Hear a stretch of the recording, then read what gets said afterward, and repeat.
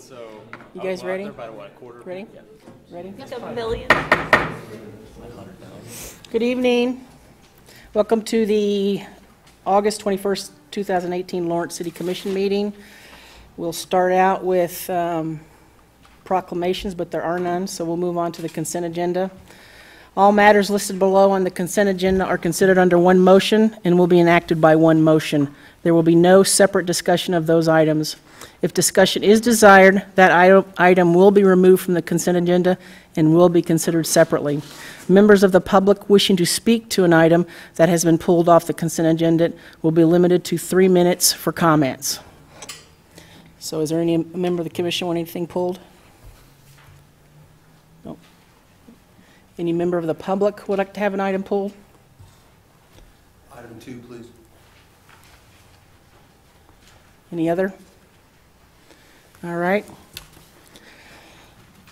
So we'll pull item 2. So I'll make a motion to approve the consent agenda with the exception of item 2 and the inclusion of all claims. Do I have a motion? So moved. Second. All right. All in favor? Aye. Aye. All right. Passes unanimously. All right. We'll start with item 2.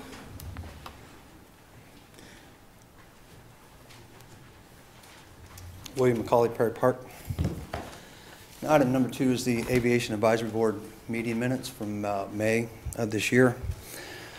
And in that is a discussion about city staff and/or airport board members taking a field trip to a skydiving operation to see how things are done. I spoke to you previously this year that there are a number of folks who have not only tried to come here and do such a demonstration, sort of a walkthrough of how these things are taken care of, but another operator has since written each one of you offering the same. Thursday, I attended the meeting for the airport board of this last week with Mr. Herbert present, and there was some discussion of $1 million of liability, or it was deemed as special event insurance.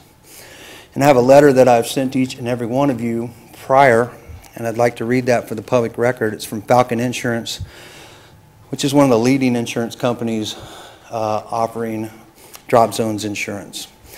So it says, Mr. McCauley, I apologize for delay of this letter. Falcon is the leader when it comes to finding insurance solutions for drop zone operators. We have 20 years of experience in that risk area and have established an exclusive relationship with a leading underwriting company for drop zone operators due to our experience. We insure close to 100 different drop zones in the United States. It is a very specialized area of expertise in the insurance industry. The insurance market for drop zone operators is very limited. Out of 16 insurers who currently are writing aviation risk, only 4 will quote drop zones insurance policies. These 4 insurers are all restrictive when it comes to limits of liability and ancillary coverages. The maximum limit of liability available to a drop zone is $1 million, excluding passenger liability. Higher limits are not an option as they're currently unobtainable. This includes excess markets. In addition, every policy specifically excludes the act of skydiving and any jumper. With that said, the City of Lawrence requirements for drop zone operators just isn't available in the current market. There is not a single aviation insurance market that's willing to write passenger coverage, nor will they write products coverage for rigging, repair, packing, and equipment sales. What we are able to provide is an aircraft hull and liability policy with $1 million excluding passengers limit and general liability policy for your premises with a $1 million limit. Again, this is maximum coverage currently available and maximum coverage any other drop zone has. Please don't hesitate to let us know if you have questions.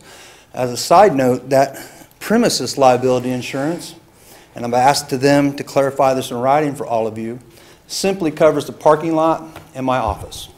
And the minute that anything related to skydiving takes place, there is no coverage for that. It spells out very clearly. No one's going to issue a policy for the act of jumping out of an airplane. Okay? And I just wanted to clarify that because we've got some board members who in the past have misconstrued a great deal to not only this current board, previous boards, and this sitting commission. is, Mr. Herbert Zeri witnessed it, is stating that this Wes? policy is available. Thank you. Thank you very much. So public comment, any public comment on this issue? Bring it back to the commission. I believe this item is actually just an approval of the board minutes and does not have anything to do with the insurance aspect of it. Is that what I understand? Yeah, I think that his point was that. yeah, just the those minutes. I mean, his point, I understand his Those point. minutes addressed the city taking a field trip to, did that field trip ever occur? We did not set that up. Okay. We've not been able to set that up yet. As Mr. McCulley mentioned, Kevin Dice, is it, was at our last airport board meeting, offered to come out in mid-September, fill out all the paperwork. I don't know that Mr. McCulley and our policy are in conflict, because we are not, I thought we had made that clear. I know we're only approving minutes, but we're not insuring the people jumping out of the plane.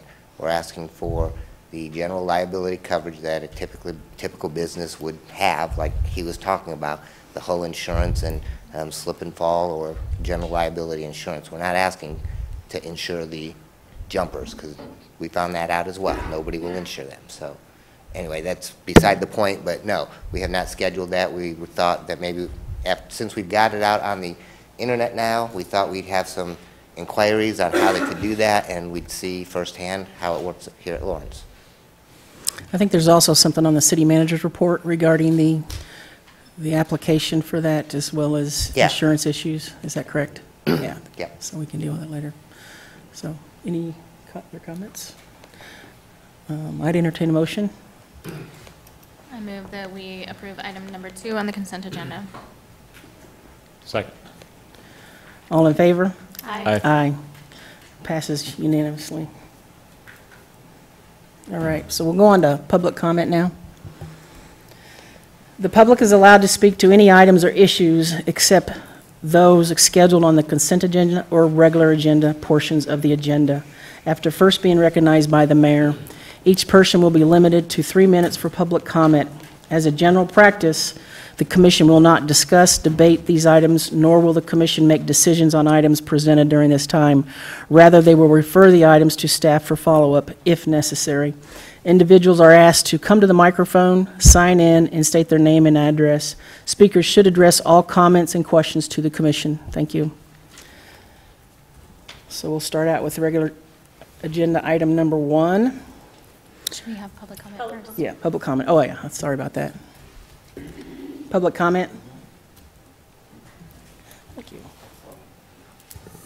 Good afternoon. My name is Frank Jansen, 938-933 Kentucky. I moved. Is that it? As many of you know, we had an event on Friday, which was the unveiling of the plaque on the Leo Bierman pedestal there at 8th and Massachusetts. We were honored to have the esteemed vice mayor there, Lisa Larson, who came and spoke. We were also honored to have our honored reporter who is here, Rochelle Valverde, who wrote the story about it. And we also had Craig Wynock here from the county, as well as Deborah here, who is Leo's great-great-niece, who showed up along with her brother and her brother-in-law. We all spoke, and they acknowledged this. Here is the plaque that went on there, which has the new website and a QR code. And this, of course, is the original plaque made by Jim Petty, which went on to the event there. That was about 5 years ago we had the event at that location. The next step in this process is going to be a flyer like this one here, which we will create to have available for visitors in the visitor center and elsewhere. And either we might get help from Explore Lawrence or some other source for funding for this flyer to be available in different locations. And ultimately, there might be at some point in the future some kind of a day or period in Lawrence once a year to celebrate people with disabilities and how they overcome them, which would also include Leo. So I have some flyers for you guys.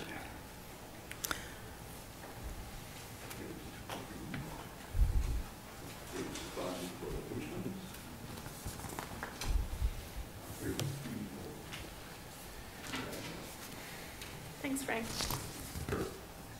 Thank you. Thanks, Frank. Thank you.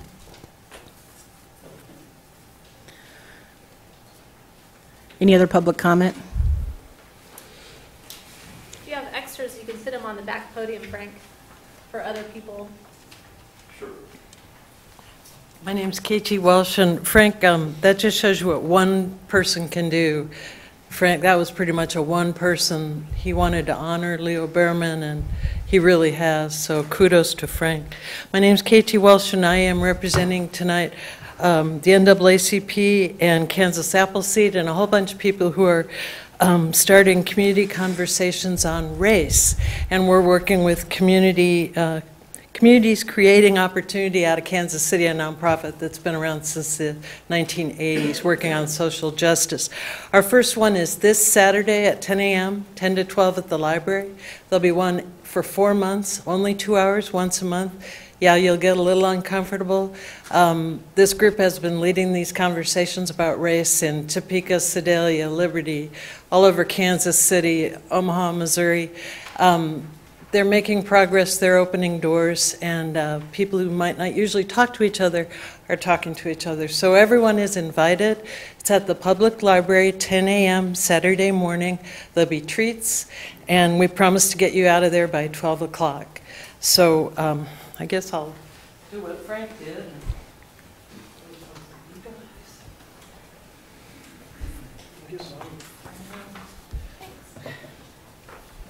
Thanks, KT. Looking forward to it. Thanks.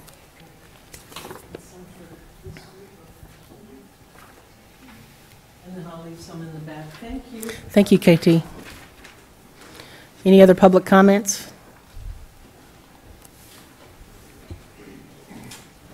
Excuse me. George Ulbrich, 1081 North 900 Road, representing the Lawrence Alliance for Responsible Lighting. You've seen me here before. I just wanted to take a brief moment to say something that probably doesn't get said often enough. That is, a lot of people are up here being squeaky wheels, demanding attention or action on issues of concern, and then that fades into the background. Well, I really want to express our appreciation, and probably the appreciation of many citizens, for the production of that indemnity agreement between Westar and the city that staff worked on and really produced a very workable document.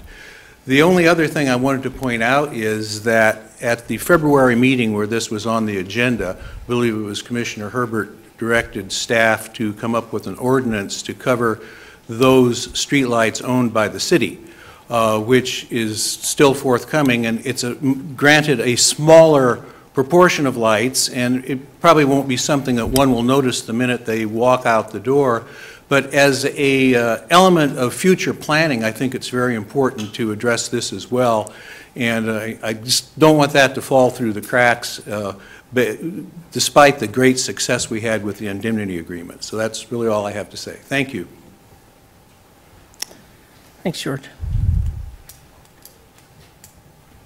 Mayor, I think it might be helpful to have the city attorney address that. This question's been asked and answered before as to that ordinance, and I think she has responded, so.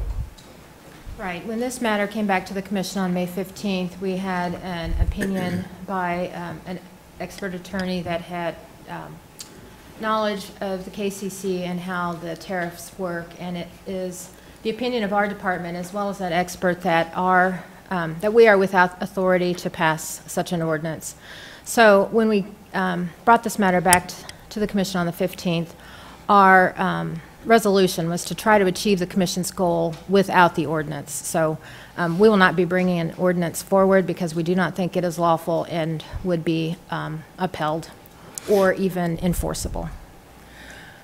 I believe the ordinance that they're asking about is for city-owned lights, not anything to do with Westar lights. That's my understanding. I'm That's not, my understanding, too.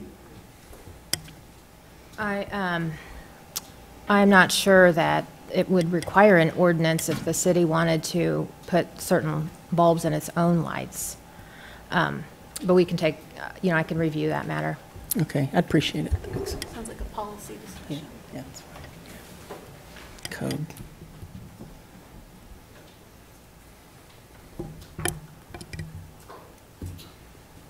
Commissioners, I'm Reed Nelson. I live 3021 West 26th Street. And yeah, I'm another member of the Laurel Group, and I also want to express my sincere appreciation for the amazing attention that the City Commission gave to this issue.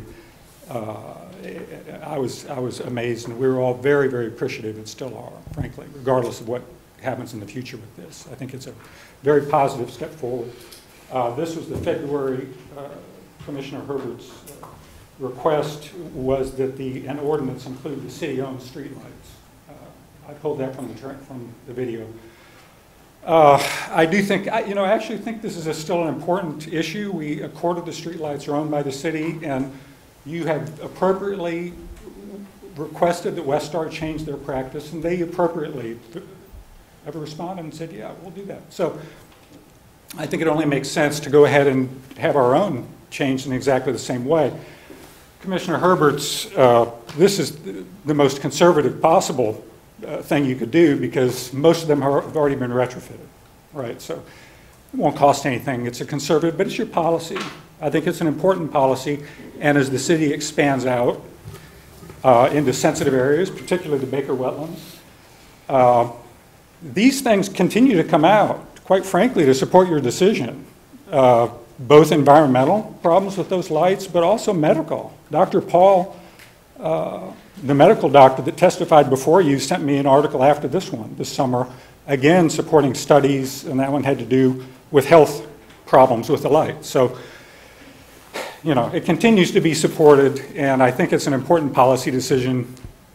You requested it, and there's no legal problem with it. We're not requiring in a court of law for Westar to do anything. This is just a city lighting matter. So that's all I have. I appreciate your time. Thank you. Thank you, Reed.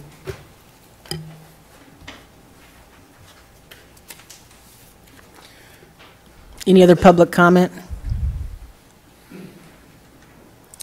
All right, we'll move on to the regular agenda items.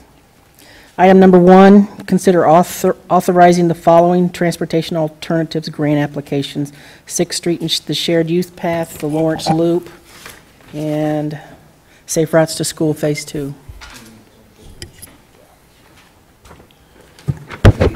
Good evening, Dave Cronin, City Engineer. Wanted to start by introducing the newest member of our engineering division, John Marburger. He comes to us with a wealth of knowledge, worked in both the public and private sector, and worked for KDOT for a number of years, so he's familiar with the KDOT programs and processes, so he's going to provide you staff recommendations on the TA program applications. All right. Got to switch this to just do the button. There you go. Cool. All right, whenever that comes up.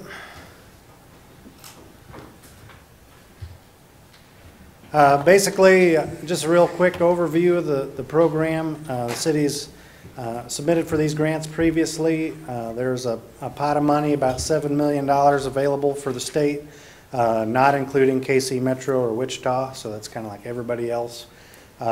There's basically 2 types of TA grants, transportation alternative grants that we'd be looking for.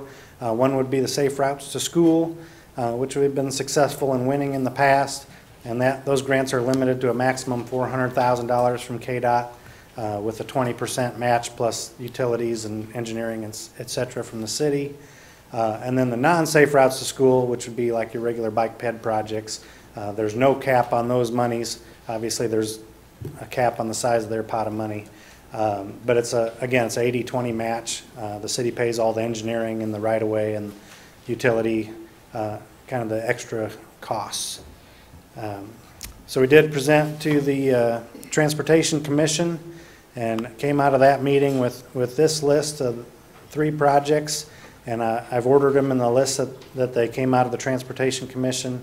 6th Street shared use path that would basically be potentially 4 discrete projects from Monterey over to Wisconsin. So that would connect to the path that goes out to the loop, as well as to a number of other bike lanes that come in off of Lawrence Avenue or Castle that's getting built right now. And someday, on 5th Street east of Wisconsin, possibly a bike boulevard. So it definitely ties in with a lot of things, and it was the top priority project from the bike ped list. Safe routes to school, again, another big priority. And then the Lawrence Loop as well. And these projects were based on the KDOT criteria for scoring. So there's other projects that we considered, very good projects that should be priorities, but as far as being able to meet KDOT scoring criteria and have the best chance of being awarded funds, this is the list that broke out from that. So as far as timeline, tonight we're here August 21. Our applications are due to KDOT September 10th. So we just need the approval to approve the resolutions, giving us the ability to submit those grant applications. And then hopefully by this winter they'll announce, hey, look at all the projects Lawrence won. So that's the goal. That's basically what I've got. We're just looking for your support tonight, and then we'll get a letter from the MPO and anybody else that wants to support our projects and include that with our grant applications. Thanks, John. Any questions for John? I had one, the project list, and then you also attached that the prioritized list. And how did you decide on the ones that were ranked 10 since there were so many of them? Say that again. How did you decide on the 3 projects that are ranked number 10 with a 10 score? How did you decide on those, since there was, looks like, probably more than a dozen that had that same ranking? You mean on the bike ped priority list? Yes, yes. Well, as far as the 6th Street shared use path, that was all the top. I think those were all like 14 or 15 ranked. Yeah, those were 11. Those were high. And then the Lawrence Loop projects that we recommended, basically the 29th Street section is a small gap that's a priority because it's a gap. KDOT will give you, credit points in their scoring criteria for that. And then the 8th to 11th seemed like it was an opportunity to work with the railroad. We'd have to, work with BNSF to put that project in. So it's kind of a stretch. But if they do work with us, then we would basically not really need any right-of-way, and it's an extension of our existing system. Where some of the other loop projects, have some pretty major engineering and right-of-way hurdles that still have to be fleshed out. And there's other monies to try to tackle some of those engineering studies to hopefully get us in a better position in maybe next year or the year after to go back for KDOT partnership when we have a good, solid plan with the right-of-way and the community support for the exact route, that we're going for. So those 2 loop projects seem like probably I don't want to say the easiest, but maybe the most likely to maybe get the ball rolling through a TA grant avenue, whereas some of the others would be a pretty high bar to meet for KDOT to give us money for that. Okay. So it looks like we've, the local match is about $1.8 million. Where's the funding for that coming from? Most of that, I believe, comes out of our bike ped Out of the bike ped fund. And the chance that we'll get awarded everything we ask for is probably, we're asking for more than, I think, in the hope that we get the right amount.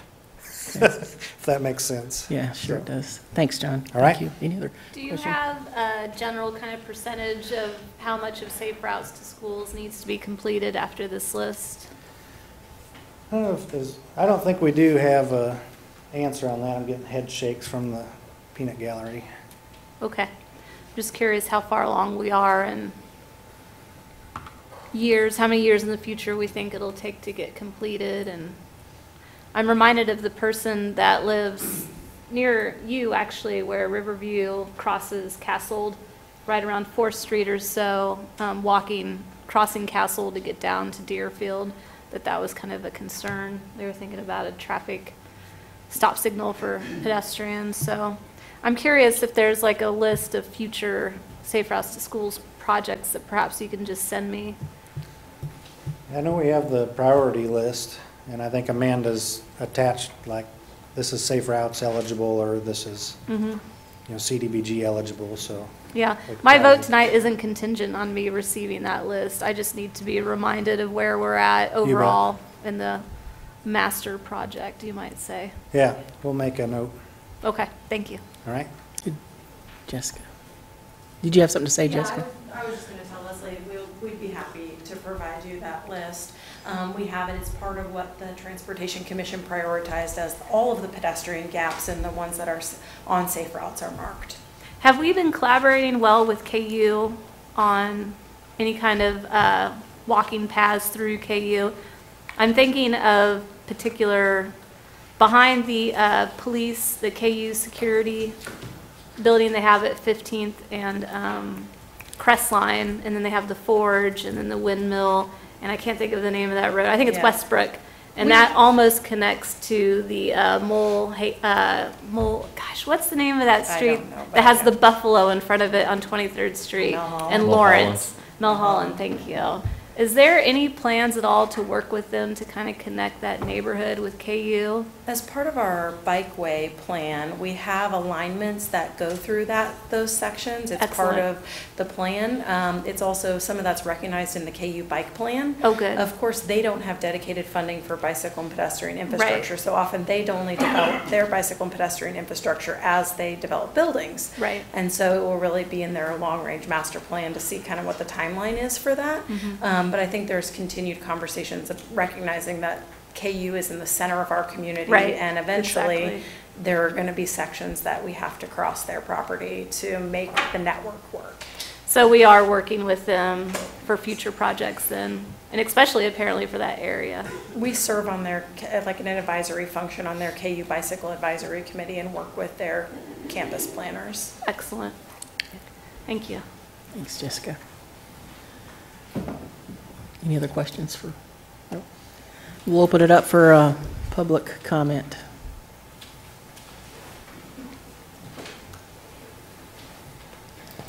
Good evening, Vice Mayor, members of the Commission. I'm Chris Tilden. I live at 1121 Williamsburg Court.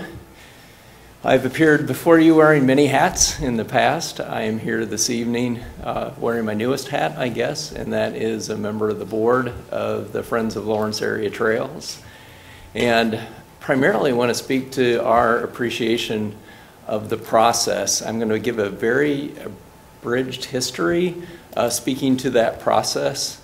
You know, if you think back to 2013 and the development of our first community health plan that was accepted by the Lawrence City Commission, that subsequently led in, I believe, 2015 to the establishment of the Pedestrian Bike Task Force that established recommendations for funding and also outlined key projects that needed to be completed, which included the 3 that are part of this proposal this evening. Following on that was the establishment of the Permanent Transportation Commission, which in addition to the establishment of the Transportation Commission, also dedicated line item funding for pedestrian and bike projects. So a lot of that came out of discussions of the Pedestrian Bike Task Force and really has advanced the work of the community to create safer, better conditions for people that walk and bike. The Transportation Commission also established a rubric for scoring, and these projects obviously have been scored very highly, and thus were considered by staff in developing the application. I'm leaving out, as I said, this is an abridged history. I'm leaving out a lot of pieces of the involvement of Parks and Rec and the involvement of the MPO in making all of this happen. But it is remarkable how far we have come and the progress that we've made. The project along 6th Street is a vital project to connect central downtown to all the way out to the loop on the west-hand side. We will have a shared use path from Wisconsin all the way out to the west side of town near Rock Chalk Park. Safe routes to school, we've made remarkable progress over the last couple of years, and clearly the development of the loop on the east side of the community into downtown has been something we've talked about as a priority for some time. So we're very appreciative of Public Works and all of the other partners at the city that have been involved in this process, and appreciative of your support of these projects. Thank you. Thanks, Chris.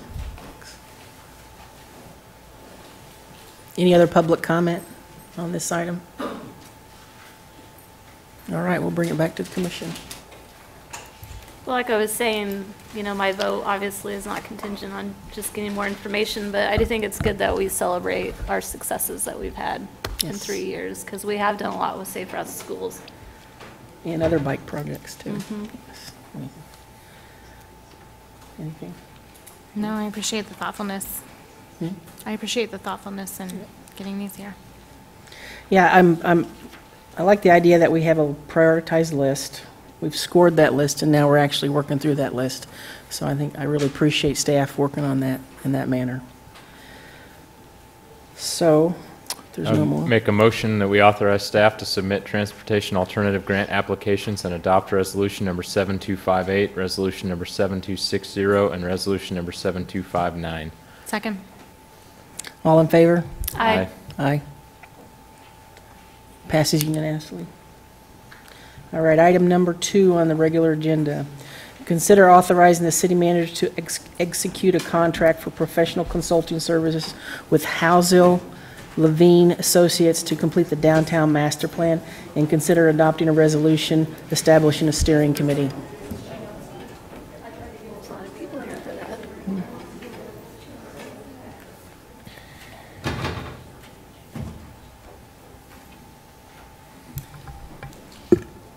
Good evening, Commissioners. Amy Miller, Assistant Director of Planning. This item is for your consideration of authorizing the city manager to execute a contract with Housel Levine and Associates for professional consulting services to complete the downtown master plan, and also adopt Resolution 7262, which establishes a steering committee, if appropriate. Just a little bit of background on this item. The plan was identified through the city's strategic planning process as a priority initiative in response to the critical success factor of economic growth and security. We've been working through the request for proposal process, and Housel Levine and Associates has been selected as the firm that presented the most comprehensive proposal that fit the city's needs. Staff has been working with that firm to refine the scope and timeline for the project. The scope is attached as Exhibit A to the professional services agreement and is included in your packet. The scope includes all elements that were discussed throughout the process and incorporates all comments that were received. Those include land use and development, cultural and historic resources, transportation, parking, streetscape, etc., and also making sure that elements of the plan are developed with public safety in mind. Staff has also been working with the consultant to refine the study area that represents the limit of work. This is the outer boundary. This is not necessarily everything in this area will not necessarily be included in the plan. This is just the outside boundary. Generally defined as Lion Street to the north along the North 2nd Street corridor, Connecticut Street, Tennessee Street, and 12th Street on the south. Staff has also worked with the consultant and identified that a steering committee could help the consultant in an advisory capacity to review and provide feedback to the consultant at 3 key points during the process, 3 meetings. Staff has worked with the consultant in considering the makeup of the steering committee, and we think that it represents a very good representation. There will be an extensive public input phase, it should also be noted, associated with this project. And that will include multiple stakeholder meetings, as well as some online tools that will enable all stakeholders to be engaged throughout the process. There will be a website that is set up, and there is also an email distribution list that is already active that we did use to announce the agenda item on tonight's meeting. Anybody can sign up for that at any time. The fiscal impact to the city is $110,000, and this item is included in the 2018 CIP. Diane and Scott have also been extensively involved in working with the consultant and may have more to add, and I'd be happy to answer any questions that you may have. Any questions? Yeah, I have a question. I don't remember us designating the area going all the way to Connecticut Street. I'm surprised that it didn't stop at Rhode Island. So keep in mind, as I said, this is just the outer boundary that they are studying. So the actual plan boundary may be smaller than this. This is the outside boundary. Some of the elements that have been discussed throughout the process include how the downtown area interacts with the neighborhoods. So we felt that it was important to extend it to Tennessee and to Connecticut to include some of that buffer area. So as long as we aren't calling that downtown. No, that's Okay, why good. we're calling that the limit of work. Okay. And then also, I remember when we spoke about this last time, I was really concerned about safety, wasn't mentioned in there, and especially having to do with homeless people and panhandlers and cameras downtown and police beats and all that. Is there a section in there that was added for that? There wasn't an entire section that was added, but it is added as part of an element. Okay, good. And as All I of those noted things. in the presentation, Mhm. that public safety will be kept in mind. Good. I noticed in the memo that you indicate that there'll be multiple stakeholder meetings. Are those public meetings, or when you say stakeholder, what do you mean by that? So I'd refer you to the scope, and we actually have a couple different elements identified. We have identified 3 sort of larger stakeholder meetings. One of them is a,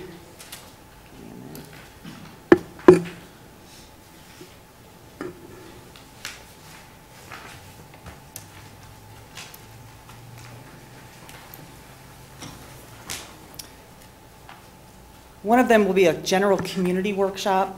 There will also be a business workshop, and then we have a downtown and adjacent neighborhood workshop. Those are the 3 large stakeholder meetings. Then we also have some smaller ones that have been identified. We do not have the actual groups identified. The consultant is referring to them as stakeholder interviews and focus group discussions. So those will be, when you say stakeholders again, what do you mean by that term? Well, in general, Citizens or just anybody? stakeholders can refer to anybody. I think in this particular case, I know that the consultant and I have had conversations where they will plan on bringing a plan forward to the steering committee at their first meeting, which will take place before this section on those. Okay. But in general, those are probably going to be groups that we've identified to have one-on-one conversations, or a couple different groups that we can group together and go to them, have one meeting. So you just have just general public meetings to get the public's input? So the community workshop. Okay, that'll be one. That will be one of them. And like I said, we split those into community, business, and downtown and adjacent neighborhoods. There are also, I should note, multiple online tools that everyone will have a chance to comment on, in addition to those workshops. All right, thank you. Thanks. I was also reminded that one of the things I wanted to make sure we touched on had to do with small businesses and protecting them downtown, and like what you might just refer to mom and pop shops, but perhaps not necessarily making it just a place where franchises can exist downtown. I know that that's a big concern, but when I talked to Larry of the chamber this morning, he was talking about how they'd like to add a person to that committee, and considering their plan has to do with, you know, growing small businesses, I kind of wonder if that really is someone that we need to add to the steering committee that's thinking in terms of business operations downtown. Do we have any kind of section or area on the plan right now in the scope and initiatives that discusses small businesses and the kind of businesses we want to locate downtown? Small business was identified. It's one of the, it's part of one of the elements that are identified in step 2 and then step 3 and step 4. And it's also part of that market and demographic analysis. Excellent. And yeah, I would be interested in seeing somebody from the chamber be on that board, or that steering committee, I should say, because they are our economic development arm of the city, since we provide them with funding for that very reason. And another demographic that I would like to potentially see on it is somebody from the Affordable Housing Advisory Board, since we are trying to target or trying to expand that aspect of our city as affordable housing. I think they should have a say in what the steering committee is going to propose. That'd be really interesting. We do have a developer on there. I know it's getting big. Yeah. It definitely is getting It is big. quite And large. there is one at-large position, mayor appointment. So, I mean, it is possible that Mayor Boley could make use of that at-large for either the affordable housing piece you're seeking or the chamber piece, without having to necessarily grow the organization. Well, and I saw, we do have several neighborhood associations, but the Oriad Neighborhood Association and the Oriad Residents Association, I may be stepping in a wasp nest here, but are there significant differences between those two organizations, and is two organizations representing one neighborhood? That's a big wasp nest. Maybe Okay. I can sum it up. The Oriad Residents Association, does that still, or the original one, does that still exist? We're not quite sure. We have taken the liberty to take what we have on with our information as neighborhoods sign up, register with the city. We want it to be inclusive when we looked at this list. And so as you can tell, it's appointed by the individual organizations. There is a difference between the two organizations, but that's why we were proposing to include them both. But frankly, I'm not sure really about any of these associations, how strong they are in their organization. So would it be possible for us to have an appointee representing Oriad? And that would Probably. free up a seat? I think other organizations, neighborhood organizations, would have a pretty compelling argument to have two people representing them on the committee as well. The issue, Commissioner, is just if the organization is not active and they don't appoint somebody, then there's That one becomes less two seat. at-large? So, The other issue, if you were to say just somebody from Oriad, who would be the appointing body? Yeah, I think it makes sense to only have one person appointed from the Oriad neighborhood from the actual association that applies for and receives CDBG funds. That's a There really you good go. point. There you go. I'm not sure. We'd have to check. See if they actually receive CDBG funds. That would be, not every association applies for and receives CDBG funds for a coordinator, in other words. So we'd have to look at that. That's true, too. I'm trying to think of their main distinction. Yeah, maybe we can have staff review. Well, you could designate just one representative from the Oriad and let them Let duke it them out decide. and figure out who that's going to be. From the two organizations. That could be a heavy fight, though. Well, if they're going to be leaders in their neighborhood, They need to. they can lead. This is where it begins? This is their moment. One other piece I would recommend, and maybe this is for the mayor's appointee as well, although he has several people to appoint to that one position at this point, would be someone who is looking specifically at equity and access for everyone to the downtown as well. Equity for city services or? Individuals with minority identities, so race, sex, sexual orientation, gender identity, et cetera. Access is what you're referring to. Correct. Would that be under public safety at all? I don't know that I would agree that that would be under public safety wholly. Would be under, yeah. Yeah, I'm not sure how that would. I think the other part of this is these meetings are all public. And that there is the opportunity for anyone to come and voice those opinions during those meetings as well. And somebody said it already, this is a fairly significant sized committee already, and you keep adding to it. I don't know that you have to necessarily be a committee member to have an impact. We have public comment here. They seem to have a pretty good impact on what we do as well. So just keep that in mind, that And it's hard to organize meetings once you get to that point too, with all of that many members and convenience of scheduling. Yeah, I have a lot of interest in Lisa's two recommendations, and I think we can address those without altering the seating. If we can get Oriad to a representative like the other neighborhoods, and then use Mayor Boley's at-large appointee for the second position, that keeps us at 17 and fulfills the two seats that... The chamber and the affordable housing. Correct. And we do have the very last one, downtown property owner at large, even though we already have downtown business owner, downtown resident. Well, the chamber is downtown, right? Yeah. Yeah, it's true. They are a tenant downtown. I guess what I'm saying is I would be interested in striking the last one and making that the chamber rep. And then adding, assuming we get Oriad down to 1 from 2 and making that second person affordable housing might be a way to address both concerns. Because I hear what you're saying about the mayor does have the at-large position, but I think this is kind of our decision on making sure these perspectives are presented. So I guess that's why I'm looking more at...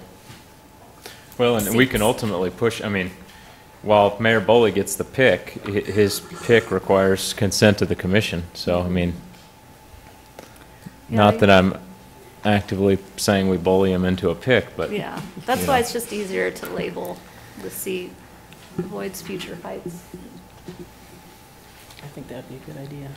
If your presentation, I don't know if we interrupted it, but it might be easier for the people sitting in the audience if they were able to see these seats we're looking at.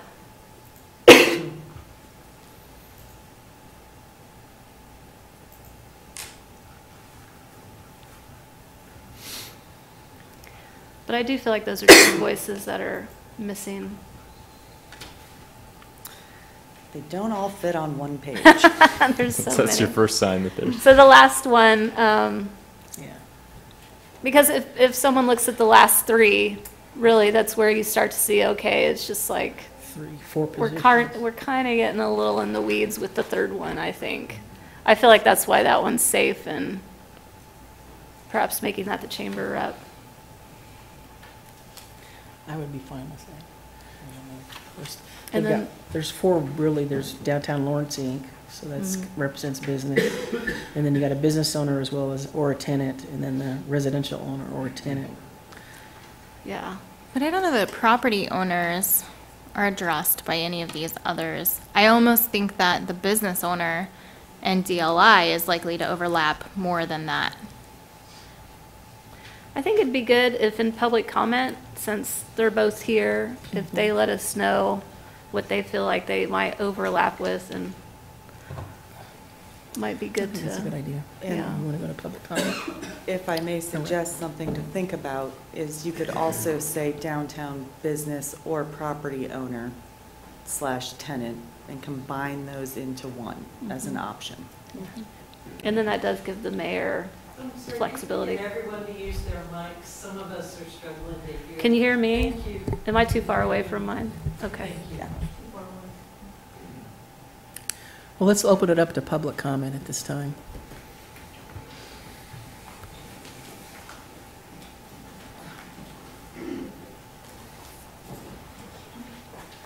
Hello, I'm Sally Zagrai, Executive Director of Downtown Lawrence, Inc. Once again, I thought I was not going to be commenting, just listening. I will just say that this is the downtown master plan, and those different categories of suggested members represent very, very different perspectives. So that, yes, you have DLI, which is a coalition. We do not have all downtown businesses as members. We have 200 members. We probably have 300 businesses downtown. A tenant or a resident is going to have a very different perspective. Jennifer knows even, an upstairs business owner versus a street level. I think we've got to have a property owner involved. Downtown, there are so many lenses to view. So I'm not suggesting we take over all 17 positions, but I do think this is the downtown master plan, and I do think you need to have a good variety of voices and perspectives to be involved in this, because this is people's livelihood. This is their 365, 24/7 concern. We have a lot of different kinds of property owners downtown too. So I'll just leave it at that. I also think, I'm for the chamber being involved, absolutely, because Larry and I do work on, our organizations work on supporting, recruiting businesses, supporting businesses, hopefully expanding businesses. So I just think that I can't stress enough that there are very, very different perspectives. Thank you. Thanks, Sally. Sally, can I ask you a real quick question? Yes. When you look, and I realize you're not making the appointment here, but when you look at that last category, downtown property owner at large, what do you anticipate that looking like? I mean, are we talking about an individual who owns a property but then leases it out to a business? Or are we looking at a little residential property owner in the downtown area? What do you see that seat being filled by? It could be either. I think of somebody maybe like the Milsteins or the Paleys, where they don't necessarily run a business, but they own several properties, and they have been instrumental in helping to create the downtown that we have now since their involvement from, the 60s, 70s, and 80s. You also could have, and I'm not suggesting it, but, then you have a First Management that owns a lot of property, or you have the Ernst family who owns 5 properties and no longer has a business. And they have both residential tenants and business tenants. Both small businesses like Downtown Lawrence or Kaiser Cummings Jewelers, my downstairs neighbor, is a true retail tenant. So I think that's who I think of. There are owner tenants, but another type of a tenant could be somebody who lives in one of the new loft buildings. It could be Sue Shea, who lives above Phoenix Gallery and runs Phoenix Gallery, but doesn't own the building or the business. There are a lot of permutations. I mean, when you start opening it up. And that's why I asked, because there are so many permutations. I had wondered if you had more insight than I did as to the direction this group was thinking when they made that bullet point. Well, the other thing is, what's the application process going to be like? Because the people who should be rewarded are the people who are interested enough to participate. There are plenty of people who don't want to come to a bunch of meetings and who are comfortable not doing that, I would say. But knowing, I guess, if there's going to be an application process, and then the businesses can talk about it amongst themselves. Obviously, I will be bringing information back to the members to encourage anybody who's interested to put their name forward and to get involved. But I think we need to have that, really need to have that personal, small business feel to it, whether it's the Paley Properties, that's a small business, or Milsteins again, or, it could be somebody who owns one building. There are plenty of landlords who just own one building downtown too, who might have a lot to say. Thanks. Thank you, Sally. Thanks.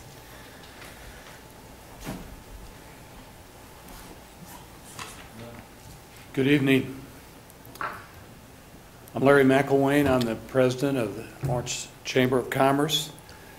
Thank you for this opportunity. I'm really pleased that there is deliberation going on this important issue.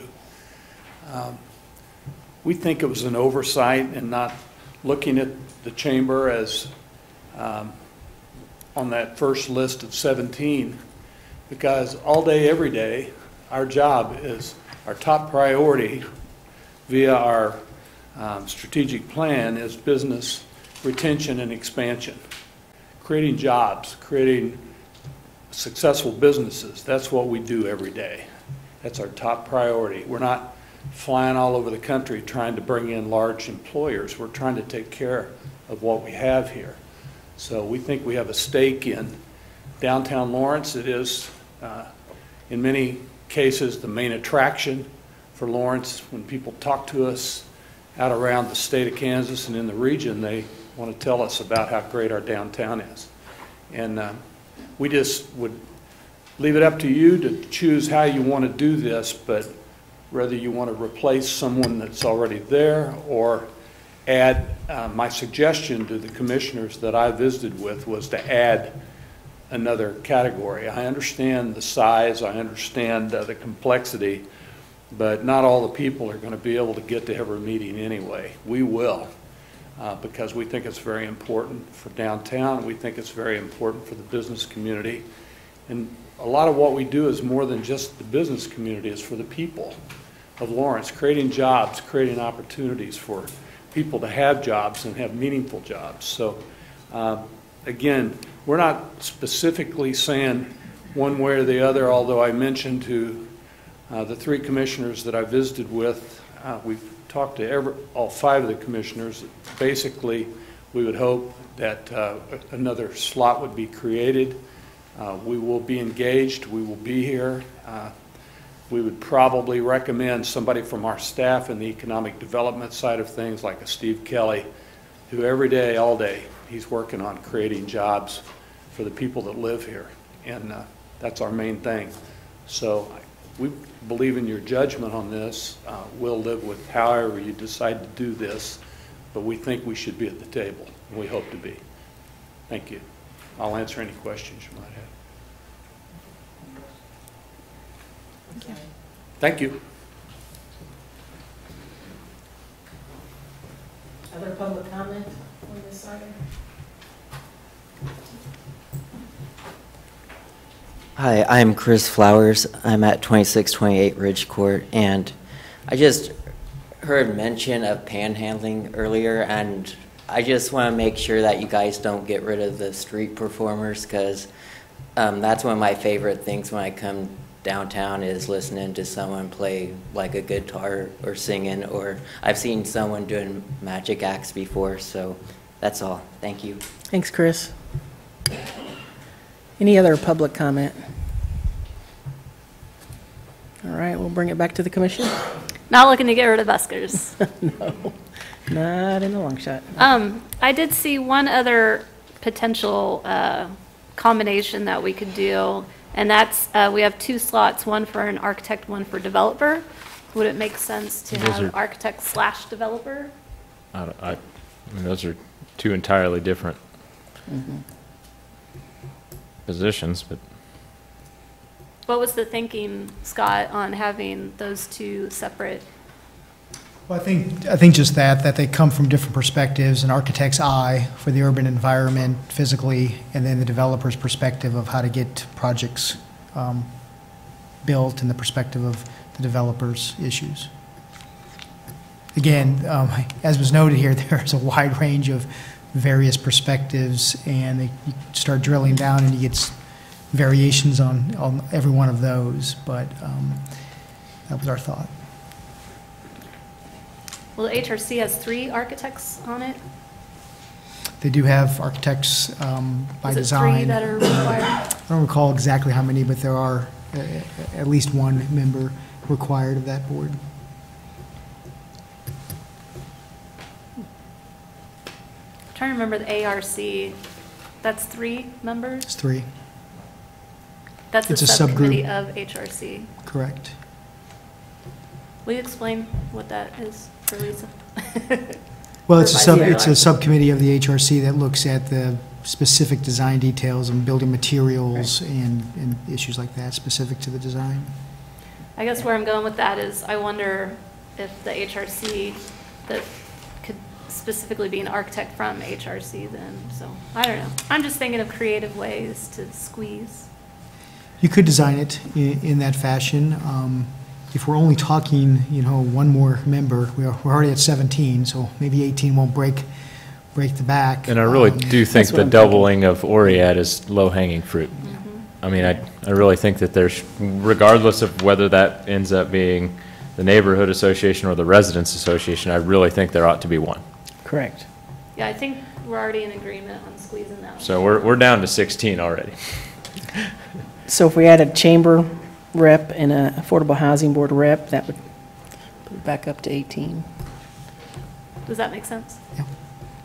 And it keeps the at-large position, or are we replacing the at-large? I do like the thought of maintaining the at-large position, because while there is opportunity for broad public input, I think that being on a steering committee, even if you're able to come and make public comment, there is a weight established when you're part of a steering committee. You're part of the voices at the table rather than a voice that may access the table if they so choose. I think that having someone who is a community member, who is invested in our downtown as a shopper, as a walker, as something else, or as I recommended, someone who represents equity and access for all folks in Lawrence. I think that's important to maintain.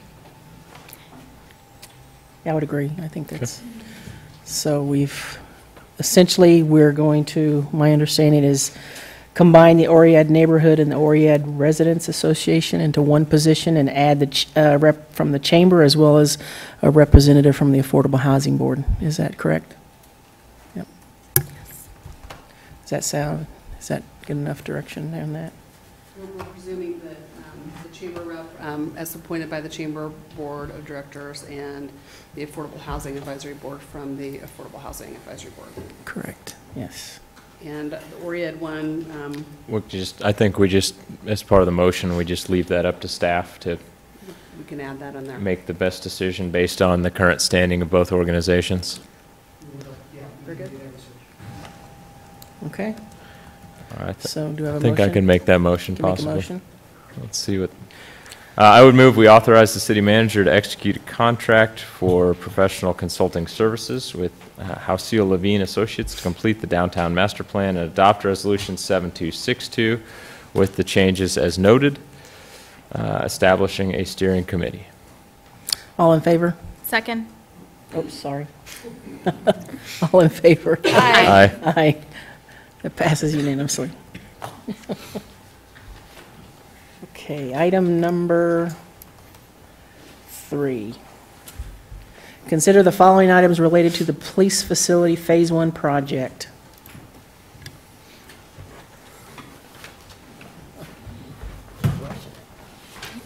Good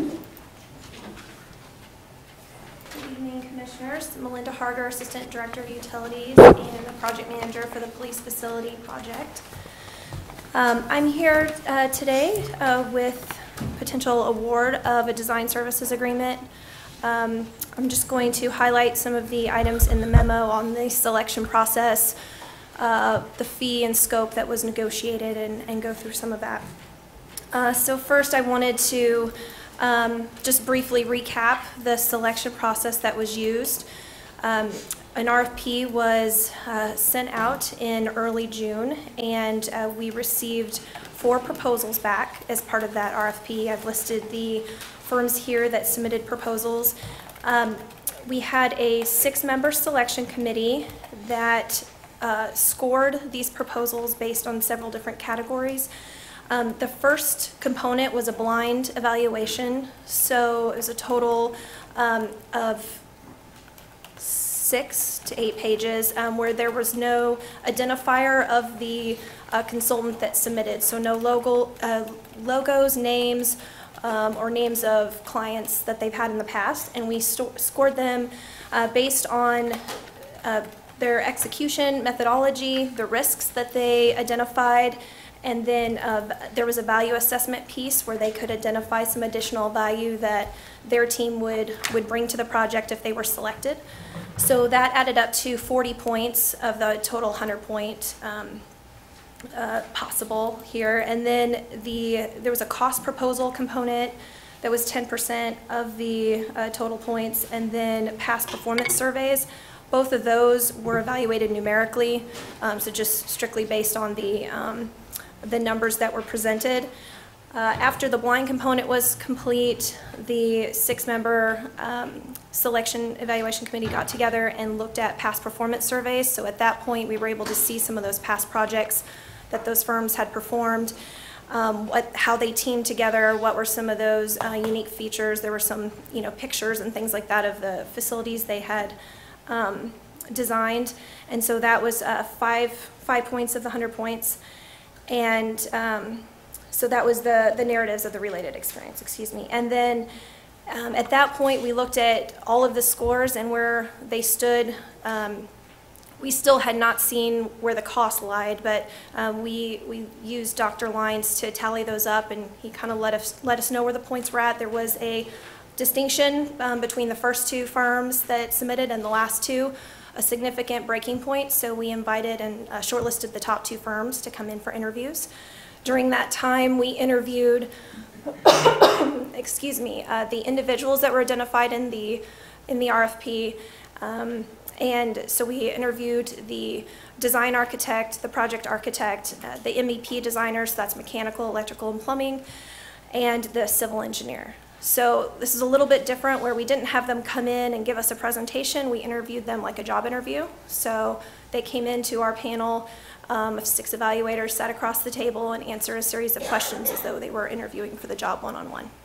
So we went through that, scored each one of them individually, and then as we completed all those interviews, Dr. Lyons tallied all that up. And Ken Hinton with Hofer Wysocki is here today. They were the highest, they had the highest overall score by a significant margin there. And so we went through at that point the clarification phase with them. So part of this process, the expertise-driven project delivery system, is to go through clarification at that point where we go through each of these components, the execution methodology, the risk assessment, the value assessment, and we really get down to what was in your proposal, what was not in your proposal. This is what we meant in the RFP. Is that what you thought?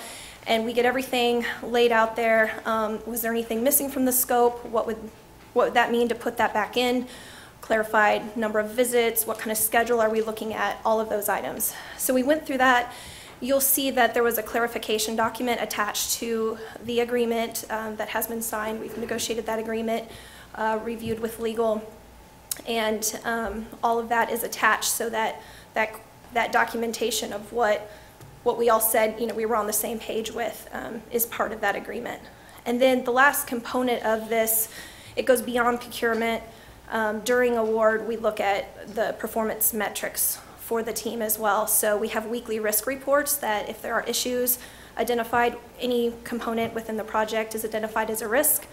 We document it, we track that risk, how well it was resolved, how long did it take to get resolved throughout the project. And then at the end, we do an evaluation of how that team performed with those risks as well as just the project overall. So through this process, just wanted to identify some of the strengths that Hofer Wysocki had. It was very clear in the blind component that they had extensive experience specific to public safety and police facilities that came out in how they described their execution methodology, the risks they identified. They've done numerous facilities in the Kansas City area, and I've listed some of those here.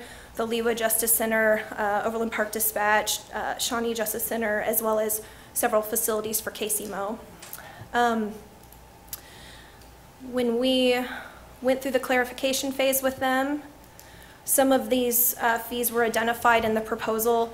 There were just a few items that we went to a little bit more detail as we got into clarification. But the pre-design, schematic design, design development, and construction documents, those various phases and the detailed scope within those is identified in the agreement. And some of it's addressed a little bit further in the clarification document. There is a set allowance for reimbursables, as well as some of these other items that, depending on how they play into the design, we have a line item already established for those. This is an hourly and expense-based contract, so it's a maximum fee. It does not mean that we will reach that fee. It's just established that we track all of the hourly rates and reimbursables, and then if they get to that maximum, there's no additional billings beyond that.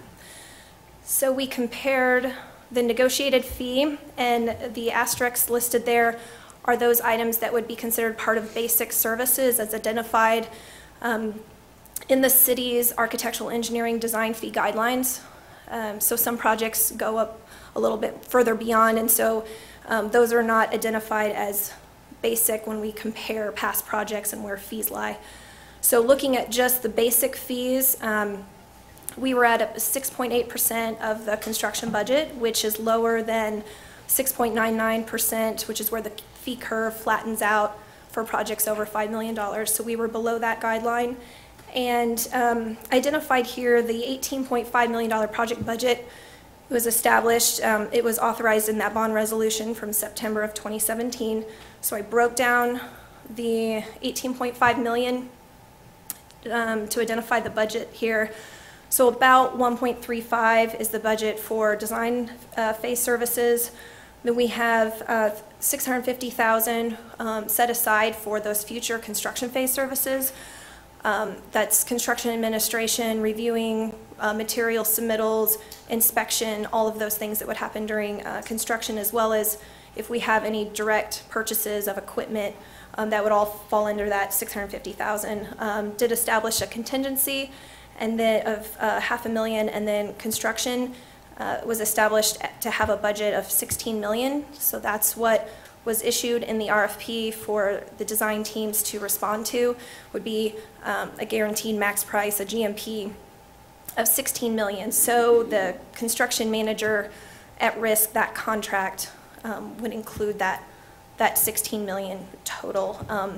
They would fall into that budget. Just a reminder on the percent for art, that was a separate line item in the CIP. And so there's a couple different action items here. The first one is the award of the design contract. I identify the schedule here, and one of the components that we were looking for with a construction manager at risk delivery method is being able to bring the contractor in early. However, we wanted the design team's expertise when it comes to some of those questions we might ask a construction manager, some of those lessons learned. So we wanted their involvement. They will not be a voting member as we select a construction manager, but we wanted their insight before we would send out an RFP. So the hope is that we could send out an RFP later this month or the beginning of September and get the award for the construction manager executed, or have the contract executed in November to get them involved by the time schematic design starts. So between now and then, we'd be working with the architectural design team to really revisit all the programming and the space needs that were identified in 2012, look at that, update it since it's been 6 years and a lot of that information has changed. And then also look at a master plan for the facility and the park, and determine where our budget, provides that cutoff for phase one. So the construction manager at risk design contract, we're looking at issuing the RFP and going through a very similar process using the expertise-driven project delivery for procurement, like I described here, that was used for the design service agreement. And with that, I can answer any questions. I had a question about the percent for art. Since this project theoretically might be next to a park, is it possible for the percent for art to go to the park as well? And that, I'm not sure how that was established, if there's... I'm kind of concerned about percent art just going to static art. It's a great question, Porter Arneal, and we're just beginning the process of engaging the Public Art Committee on the Cultural Arts Commission. The answer to your question is absolutely. That's my intention, is to leave this fairly open-ended and allow both the panel group and the Art Commission to determine where is the best possibility for art. And certainly that park is a very attractive opportunity, so yes. I mean, either way, I think I'm really concerned about engagement in the future with whatever art is chosen. Agreed.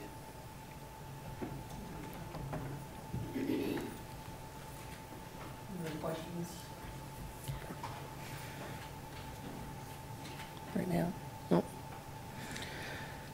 I guess I had just one.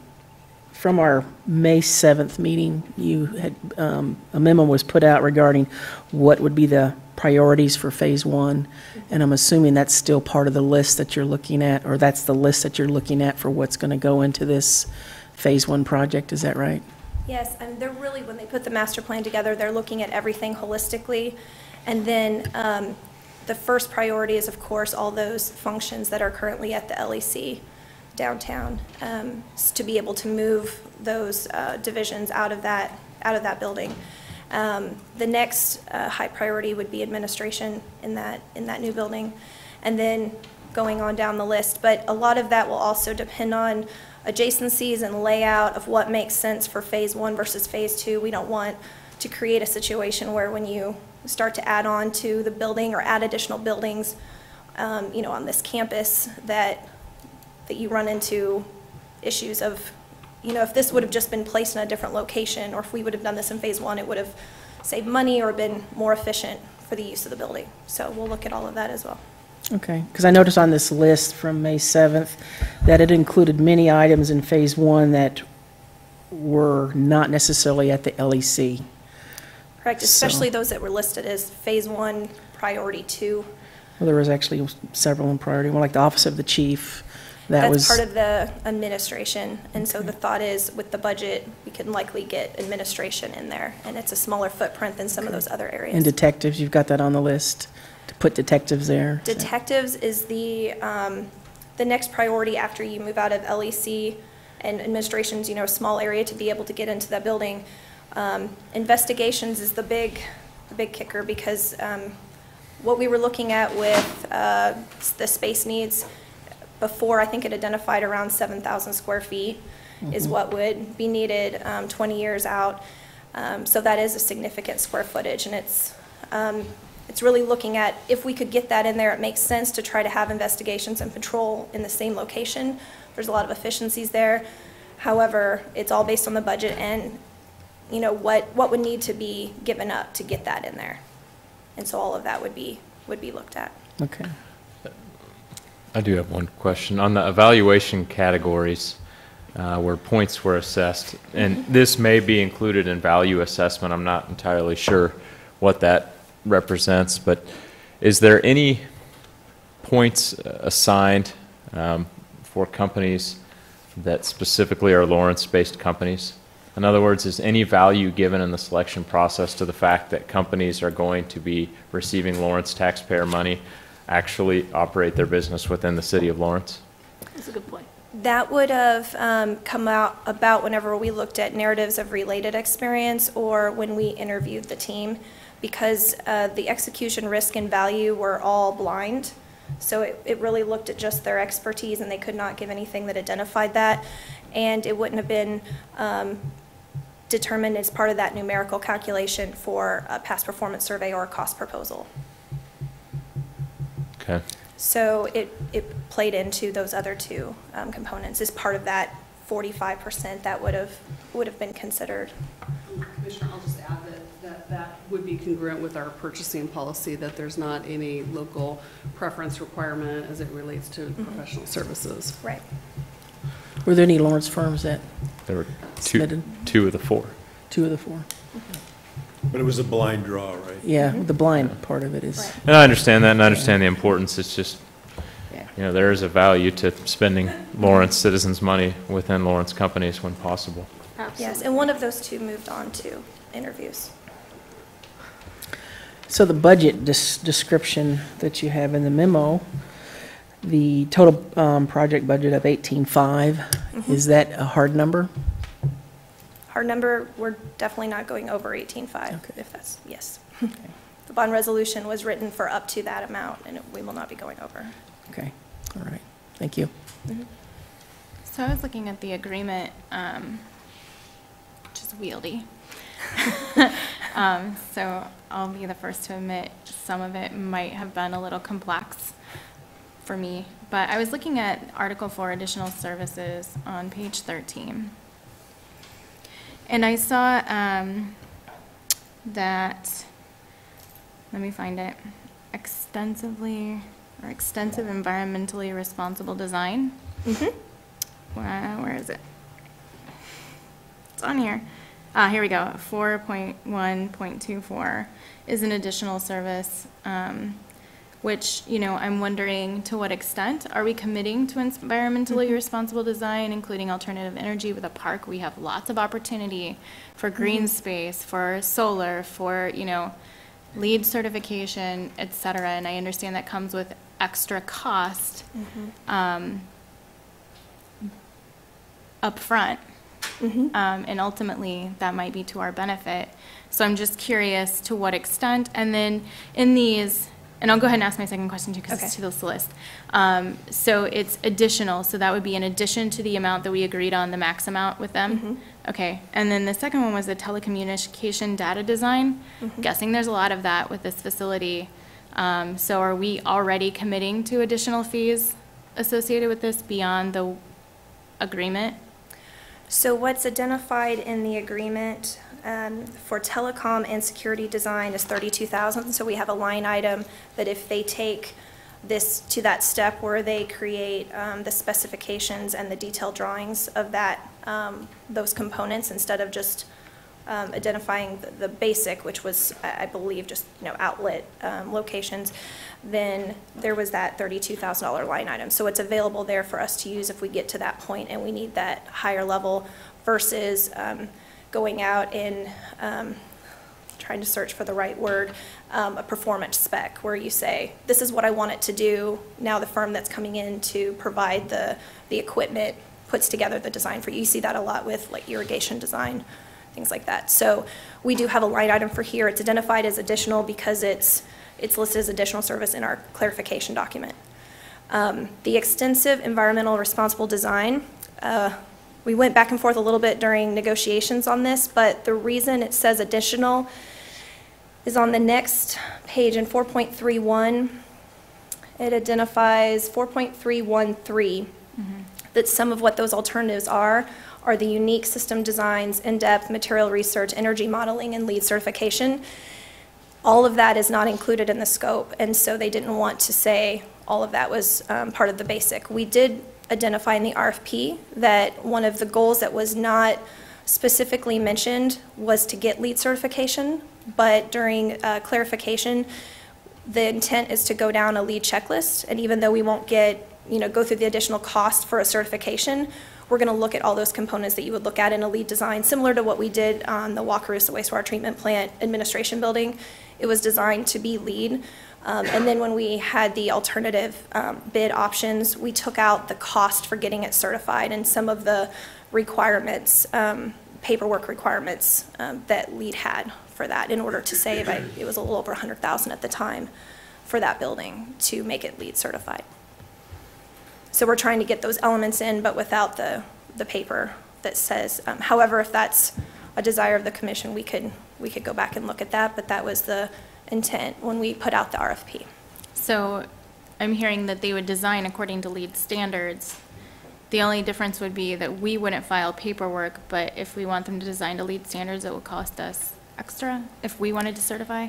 We're going to go through the checklist on those items that have substantial worth. So when it comes to the energy savings, when it comes to site design and how you handle stormwater effectively with, natural BMPs and, looking at the amount of impervious pavement, or impervious pavement, all of that. But whenever some of the LEED points is for putting up certain signage or doing other things that don't necessarily have the same impact on the environment, but it's kind of an item that you have to do for additional cost. Those are the items that we didn't see as much value in doing for that certification.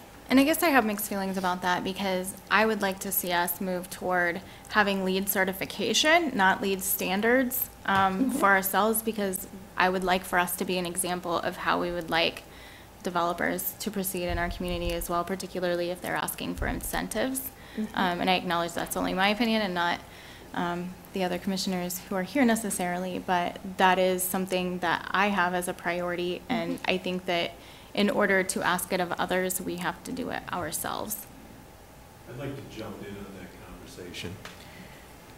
I'd rather have the money spent on actually making improvements that are more environmentally sound than spending the money on some certification process. Certification process has gotten quite expensive. And so I think you can set the example by doing the things that actually enhance the sustainability of facilities that we construct and achieve those same things without going through necessarily the bureaucracy of certification and the cost associated. And I can tell you that's not unique to our recommendation. That's happening elsewhere. And I think what you have to think about is, and what maybe LEED needs to think about, is their processes in terms of certification. And if all we're achieving is receiving a plaque for a wall, again, with limited resources, I'd rather spend those monies actually doing something that makes our facilities more sustainable. And I think that that example extends just as well as having the plaque on the wall. And that you can require those things and you can verify those things through architectural certification. So our concern is more how we spend that money. And I get that. I think that, I think about like organic farm certification, which is also very expensive, which makes it inaccessible to many people, particularly farmers, particularly young farmers. The thing that comes with that certification is the trust in the process, you know, and trust that it's checked. So a lot of local farms grow organically, but they're not certified. And so you have to trust that they're making their product in that way. Whereas if it's certified organic, you can trust that they've gone through a process that confirms that. And I guess that's the difference, right? And there are arguments for and against it. There's a plus minus in every conversation that we have and every choice that we make. But what I would say is there is a significant difference, in my opinion, somebody that buys organic food on a regular basis as opposed to non-organic. And that certification has more of an issue in the marketplace than necessarily the LEED certification does, in terms of us knowing that those things were actually physically done. And we can verify that, and we have teams of people on staff that can verify that those things were done in terms of the improvements for sustainability. When you're talking about organic certification, there's a much greater distance between consumer and producer or provider. And so I think that certification is a verification into the marketplace that allows someone to have that kind of trust. If you're going to shop locally, you might know who that is, but on a national level, when you're buying products that maybe come from beyond your region, that certification helps the salability of that product. I think so your point I think that there is a difference there. I think your point that we're not in a unique position here is very valid. I recall early on when you were first hired, you, myself, and at the time I think Mayor Amix took a bus trip of one of the buildings KU was building. And at that time I asked whether this was a LEED certified building. And the guy chuckled and he said, "We'll have everything to LEED except for the sticker."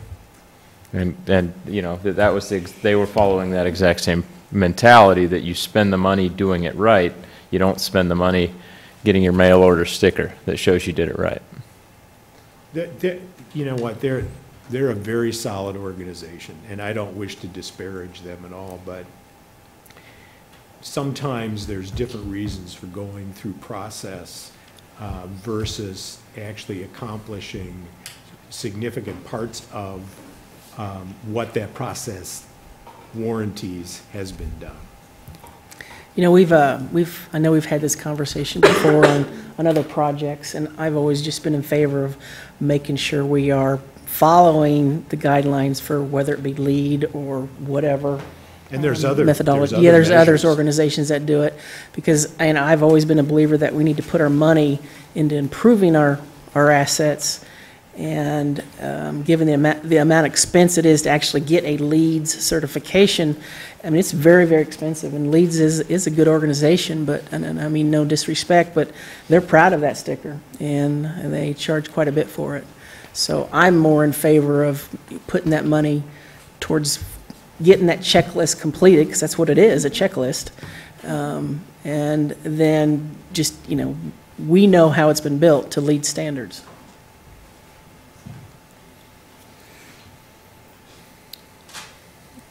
So if we were to move, not just necessarily with LEED, but like with other environmentally sustainable options, whatever that might be, that would be an additional cost to this contract as well. In some areas, one thing that's included in the scope of services already, they're looking at life cycle costs. They're going to look at 4 different mechanical systems and the cost and efficiency of those, energy capacity. And Ken, you might speak to some of the other things in your scope that are, this is Ken Hinton with Hofer Wasaki. Hi, I guess I don't need to introduce myself. Thank you for that. Yeah, we take a little bit of a unique approach to this. Before we even start doing a building design, when we're going through the program verification phase, figuring out how much space that they can afford and things like that, do an analysis of your site to make sure we don't have any hidden costs associated with that. Once we compile all that information, our engineer is actually going to do an energy analysis of what the building is, and a police station with the different components has a very unique signature, and we're experts in that. So they're going to look at about 4 different systems which we feel are going to be appropriate for a facility, a 24/7 facility like this. You'll get the cost we'll be able to give you the cost to upgrade the system, and then what the payback would be for that. We may also evaluate solar as part of that too, as part of the overall thing, just to show you what that costs. Now, we're not going to be doing a highly detailed analysis of those things, but it will require some level of energy modeling and some things based on a hypothetical situation so that we can, you as a city can make a good decision. And it basically comes down to, do you want to spend your money on energy upgrades or on space? In some cases, some small energy upgrades are fairly easy to accommodate, and then some of them are fairly big steps. So those, we feel like if we give you the information that, as a city or as a department in case of the police, that you can make an informed decision, rather than just we think it's about a certain number and then let it go with that. So, thank you. Ken, I was curious if you wanted to speak on the hiring local kind of element, how you would handle that. Hiring local from this contractors. Yes. Well, the nice thing about the construction management at risk process, and we do probably, our firm does about 70 to 80% of our work is some type of design build approach, whether a few times we're being hired by the contractor, and most of the time we're being teamed with the contractor. Let me put it different, a professional manager who's used to doing this. And one of the nice things about the construction manager at risk process is they're going to competitive bid all of the trade work. And as a city, you should have the ability to see the breakdowns. If you've got a good construction manager, they'll show you what all the prices are. And if there are local contractors in the area that have bids and they're capable of doing the work, you can select those through the construction manager. So that is a way to actually kind of keep the work local. And quite frankly, the construction work is obviously much more than the design fees. I know you talked about that earlier, but you know, most of the project is construction work, so that you have an ability to keep a lot here in the city. I can't imagine that all of those decisions will be coming back to the city commission, so how would we put in a preference for hiring local in those kinds of decisions when they arise? I was going to make a comment that we have in our purchasing procedure already is it a 1% factor for bids. So if a local bid is 1% higher, you know, it can still be considered as a low bid, basically. When I think of that, I think of staplers or something. I guess I don't really think of it in terms of hiring, you know, like someone that's installing doors or alarm systems or. It applies. It's all part of it, yeah. It applies. Yeah. I would say to you that there's a bit of caution that I would suggest to you too.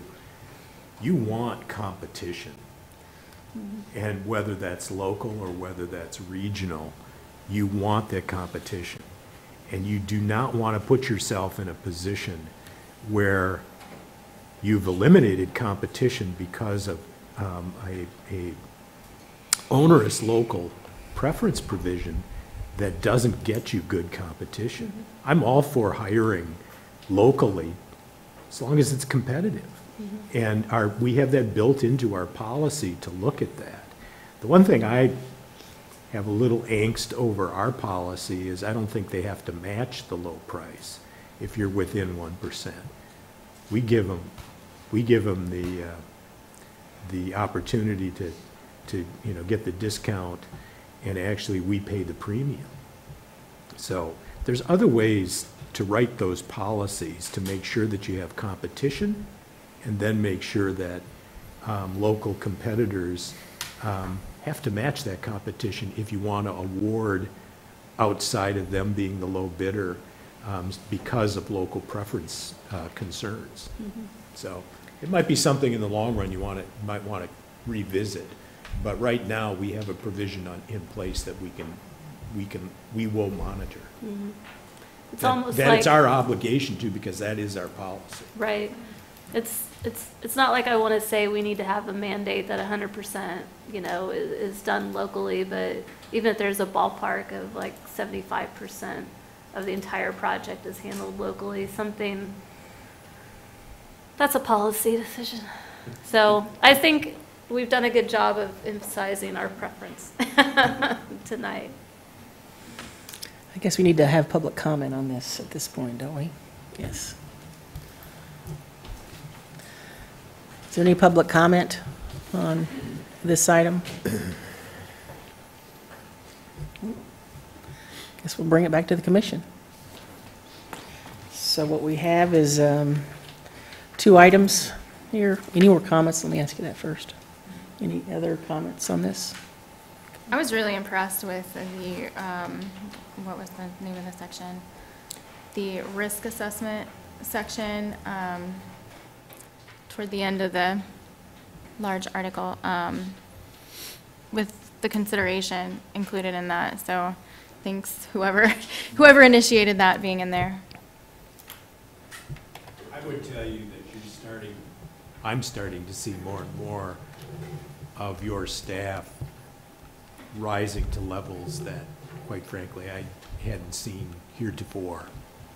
And I think this is a prime example of that. The amount of work that went into this, the due diligence that went into this process is far and above what we would, I think, have traditionally done in a DBB process.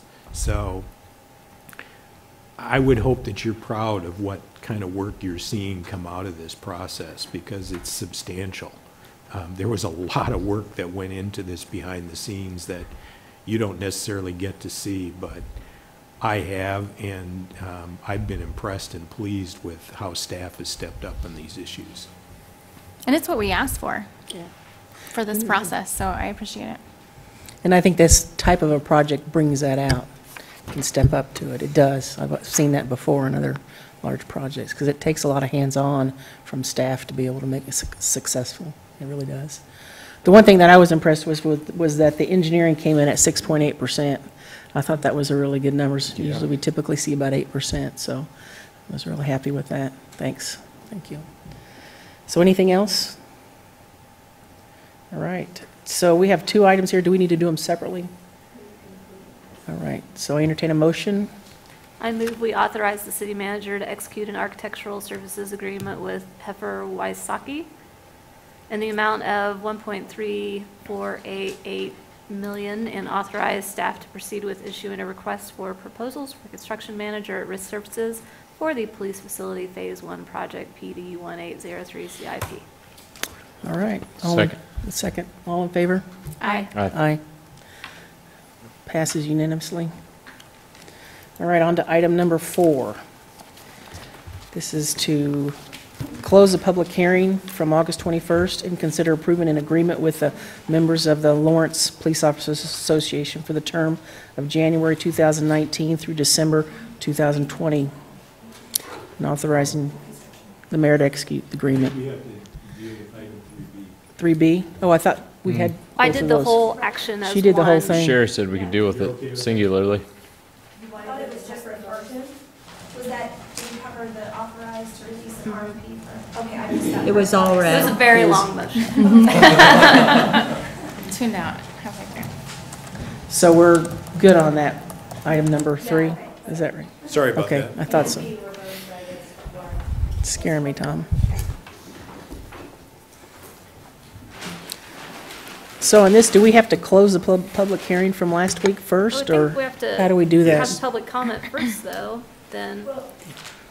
Well, maybe I could explain. So we continued the public hearing, as I understood the action from the previous. So it is still open. Okay. But for the benefit of the public, we've had all sorts of conversations back and forth. We've advised publicly that our police department and the management team representing the city in this negotiation, this discussion, reached tentative agreement, what we refer to as TAing agreements. And typically, we do that all the way through the process of the agreement development, which we did in this particular case. And so we had a number of items. I think we were down to maybe 7 items that had not been resolved, and we were going to bring those to the city commission. And the commission, under our resolution, makes a decision then to pick the final best offer, basically, of either side in a process that was called for as a part of this hearing. Drew Fennerly, who chairs the LPOA's negotiating committee, had a chance to go on vacation. He came back completely enlightened and wanted to sit down and discuss this agreement even further. And so he convinced me that we should further that discussion. We did reach further TA on the remaining items. And then I asked that the LPOA take it back for a ratification vote by their membership.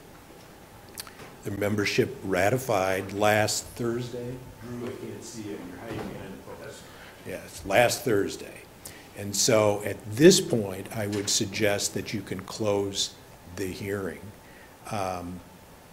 But I would suggest to you that you offer the public an opportunity to comment if they do not understand what I just conveyed, or if they have some other comment that they'd like to make relative to this item.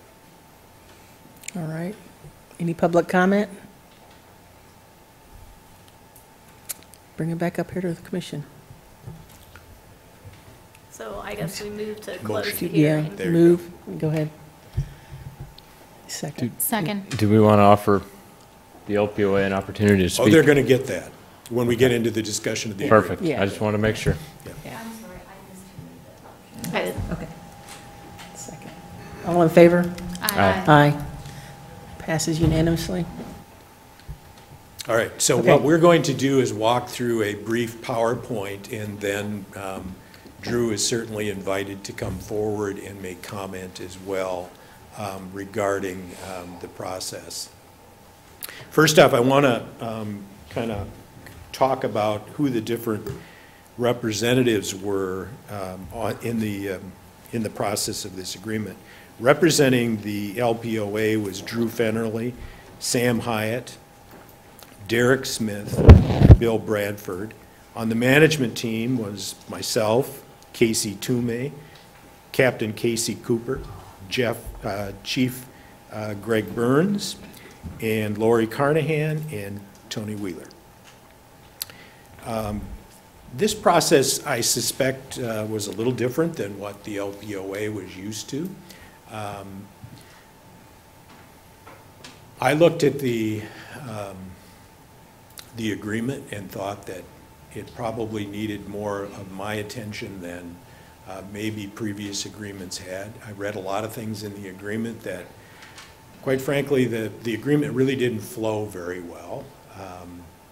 The language of the agreement, I thought, needed some major rewriting, and so I described that as the need to reset that agreement. And I think as we move through the agreement, I think that the LPOA, to their credit, recognized that there was some language in the agreement that probably could be benefited by a rewrite, and so we went into that process. The other thing that I'd tell you that probably is a little bit different than in past negotiations is that the bulk of our negotiations were held in public. And in an era where transparency is becoming more and more important to our public, it was my view that we should have these discussions in public.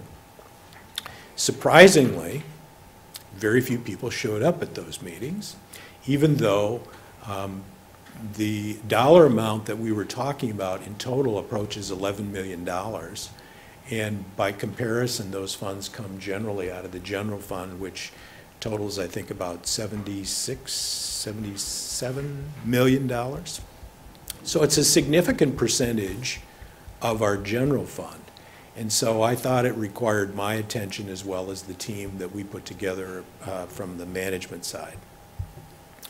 I would say that both sides expressed passion, but that I thought the negotiations were quite professional, and I think both sides represented themselves very well.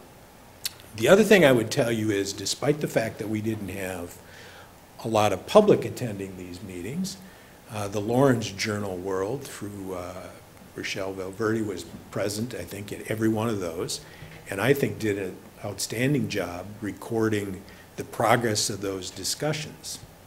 And I can tell you, when I'm walking on the street, people recognize that those things were different, and they were seeing what was inside the agreement and understanding that we were having those conversations. And I think that's a good thing for this community. And it's actually, you know, maybe initially LPOA wasn't certain that this was a good way to approach it, but I think in the end, I think we reached an agreement that I think is fair. We probably both walk away, like many agreements I walk away from, with either buyer or seller's remorse on certain items, and I think both sides do that, and that probably is an indication that it's probably a pretty good agreement. So with that said, I will walk through this PowerPoint and tell you that what we've reached is a 2-year agreement.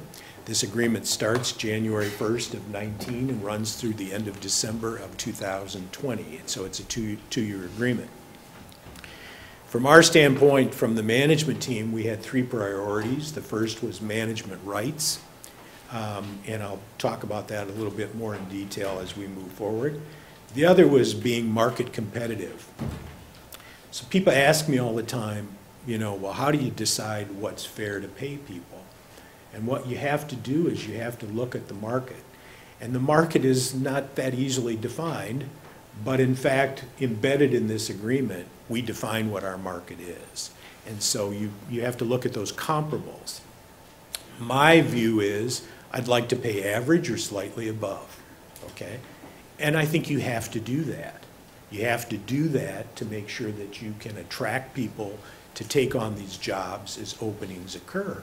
And if you get yourself too far out of whack, then you're going to have trouble recruiting people to fill these positions. The next item is internal equity. And internal equity is a term that we use to describe how does this negotiation, how does this pay benefits and working conditions relate to the other employees and the other MOU that we have. And we're going to show you that. And I would say to you that just as I've just argued that you need to be market competitive in terms of what we pay our police officers and detectives that are covered by this agreement, you better make sure that in terms of internal equity, we're doing the same thing for all these other employees you see sitting in here that may not be covered by an MOU. And by the way, they're the substantial majority of people that work for this city are people that are not covered by MOUs. So that's a big issue. And I think in all of these priorities, we made some progress in that regard. Again, I don't come away from these things thinking I'm going to take it all and bowl my way through an agreement. That's just not realistic. We have to have a relationship when this is all over with. And so both sides give, both sides take. And that's part of the way these processes work. So I'm actually pretty pleased with the relationship. And I got to spend a lot of time with Drew, and it's going to be a hard separation, but I'm sure we'll get through it. Management rights. So in our case, this is a right-to-work state, but they do have exceptions in the state law that allow for different public entities to actually sit down and negotiate. We don't follow that. This city decided to pass their own resolution, which I refer to as our authorizing resolution, that sets up the parameters for how we meet and confer. We don't really even call it a negotiation here, because we try to separate ourselves and create that distinction from what the state law provides. So we have terminology that we kind of protect to make sure that we don't drift into conversations that suggest we're in a full-blown negotiation, labor, management kind of struggle, which is kind of an interesting dynamic, I think, in terms of how we come across in this process. The management rights outline the autonomy the employer has to manage the organization. They are comprised of core rights, such as to determine the organization's mission, budget, and strategy, and operational rights, such as to assign direct, hire, and fire. You have a very strong resolution, okay? Unlike what I thought of, mentioned of the agreement not being drafted very articulately, I would say that your resolution was really pretty well crafted. And like so many things that I've seen in terms of our agreements, we tend to drift away from the authorizing documents. And what I encourage people to do, whether it's state law or federal law or judicial rulings, is go back to that originating document, okay? And look at those things when you look at our agreements and make sure that we're not drifting away. In fact, when this agreement is approved, if you so decide, one of the things we will do is we'll go over and sit down with the command staff of the police department and make sure they understand what's in this agreement. Because we need to follow the agreement to give it validity. And so we want to make sure that our command staff understands the nuances of the changes that may have occurred as a part of this new agreement. Again, Resolution 6817, I encourage you all to take a look at some point and understand what's embedded in that agreement and how it establishes the relationship that allows these MOUs. You have two MOUs, one's fire, one's police, but you have the potential for more. And that goes back to the issue of internal equity. You're going to get more if you don't heed the advice about paying attention to internal equity. If you let that drift too far, you're going to have more. We just spent over 4 months in these discussions. We talked about just about everything in that agreement, including the savings clause, okay? Some boilerplate type language that you find in a lot of agreements. So we need to make sure that we are being fair to all of the employees, or else you're going to be spending a lot more time in these kinds of discussions with more units. I would say that I think we started to erode to some degree the management rights. One of the things I like to talk about is authority and responsibility. People come to this commission and suggest how you should do things and kind of chip away about what your authority is, and they bring petitions and all those things. People do the same thing to me. People want authority, but they don't necessarily want what goes along with authority, and that's responsibility. That responsibility is the part that most people don't want, because when it goes wrong, after you've made a decision, they're kind of backing away and going, yeah, that's your responsibility, okay? You have that authority. You shared it with me, but I don't want that responsibility that went with that, because they really don't want the flack of a suggestion that maybe it was the wrong call or the wrong decision. So what this agreement does is it restores, in my opinion, the management rights to the chief and the command staff in the police department's organization. Don't get me wrong, it didn't drift that far, but I think the language is now tighter to make sure that that delineation is clear. It allows the chief to develop the policy and run the department.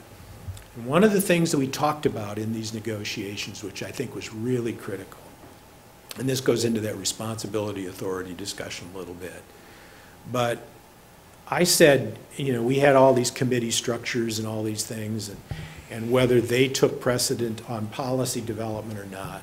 And my point was, a good manager, a good leader, a good chief of police, a good command structure is going to engage the employees in those discussions. And so ultimately, that is embedded in this agreement, okay? We didn't strip that out. We still want that engagement. But at the end of the day, somebody needs to make a decision. Somebody has that responsibility. In the case of the police department, it is the chief. And I think having those discussions and working that conversation through and giving everybody an opportunity to comment on that, we came up with language that I think meets that out and retains the chief's authority, the command structure's authority, and at the same time encourages and gets participation from the employees. We don't know it all. We want to know what these employees know. We want to know what their suggestions are. We want to know how they think we can improve operations. So that's embedded in this relationship as well. Again, market competitive. So how do we define our market? And this is not atypical. Most of these agreements that you will see across the country will define certain communities. And this is always kind of like the selection of straws, right? There's long ones and there's short ones. And there's ones that the LPOA wants in this, and then there's probably ones that the management wants in this, and ultimately you decide these. I didn't change these. I said there was enough language issues that we needed to deal with that I wasn't going to pursue changing up the market. And that probably would have been another month conversation. There's some in here, quite frankly, that have a substantially better ability to pay, okay, which is a big issue in these negotiations, ability to pay. And by that I mean, you know, wealthier communities, that they have substantially more resources to do certain things than maybe the city of Lawrence does. And there may be some that have less than that, okay? So there's always that balance, but that is the market that we compare to. So it isn't just some nebulous kind of commentary about what market is. It's pretty specific. And we do analysis. We go in and drill down into their numbers and find out what they're paying and what their benefits are and how that's all laid out in order to determine how we, you know, compare to them and how they compare to us, and the plus minuses, all of this. And like so many things, you know, you make those comparisons and then you get down to brass tacks and just hammer out what that arrangement's going to be. There's always things that somebody else has that we don't have. There's things that we have that they don't have. And so there's a balancing act in all of that.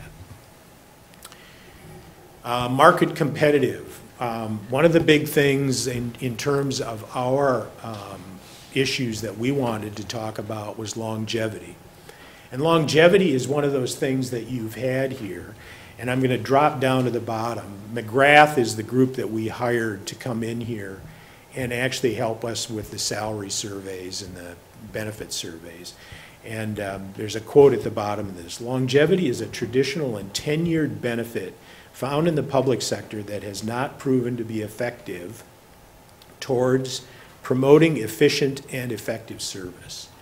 One of the things that the arrangement, the MOU with the police department has built in long before I got here was it drives employees to expand their knowledge and their skill set.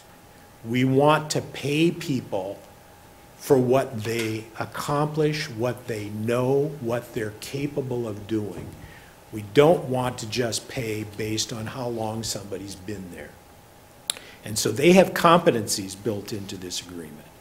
And competencies are a term used to describe a specific skill set, and that we provide funding for that skill set through competency pay. And a competency will get you an extra 2.5% pay for achieving that. And we'll talk about those more specifically. Now, typically when you try and take out a benefit, you have to pay for it someplace else. So you drive it back in someplace else. And that's kind of a standard in the discussions of these negotiations, and that happens in most negotiations, again, across the country. So what we did is we kind of changed up the numbers, and we did what's called tiering the benefit, T-I-E-R, tiering the benefit. And by that I mean what you do is you set dates, okay? And so anybody hired after January 1st, 2019 will not be eligible for longevity. But we didn't take it away from any employee that currently has it. And I will tell you that I think part of the justification for that approach is that an employee that's hired after that date will know, if they choose to read the agreement, that they're not eligible for that. The other thing I would tell you is you have kind of a reset built into this now. Not that you've used it, and part of the problem is not using it. And what do I mean by that? Every November, built into our policy, you're supposed to take a look at this and decide whether you're going to continue to pay it, right? And I think you pay it at, what's the number? It's $4, what is it? 48 per year of service. You could go down to 24, you could do something else with it. And we've had those conversations in the last couple of years. And of course, the employees all get riled up and get upset that you're even considering such a thing. And we kind of back away from it and move forward. So we took this issue on. And while we didn't make a dramatic change in the pay, what we did do is, for the different periods of time when the numbers ratchet up, we fixed those numbers. So when you look at this sheet up here, for example, it says in the first 5 years of service, we will be paying somebody $250 a year, that benefit.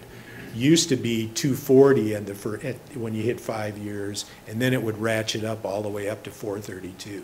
At 10 years, that number goes to at 10 years it goes to $500, at 15 it goes to $750, and at 20 it goes to $1,000. So there's a minor adjustment there. But eventually, I think that that's something you want to look at. And so we've left a lot of the money in there instead of rerouting it into some other part of the arrangement with the employees.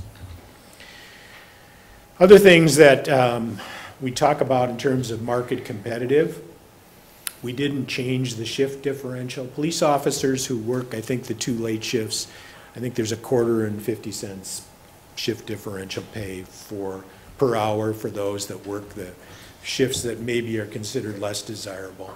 You can make arguments whether that's really needed or not. obviously, it's a two-way street negotiations, and we left that there. I think that there was a request to actually bump that up for detectives, and we rejected that, and eventually they agreed. One of the things that is new, and one of the things they didn't even have to twist my arm on or even talk very much about, is a commitment to work together to implement a new mental health wellness program.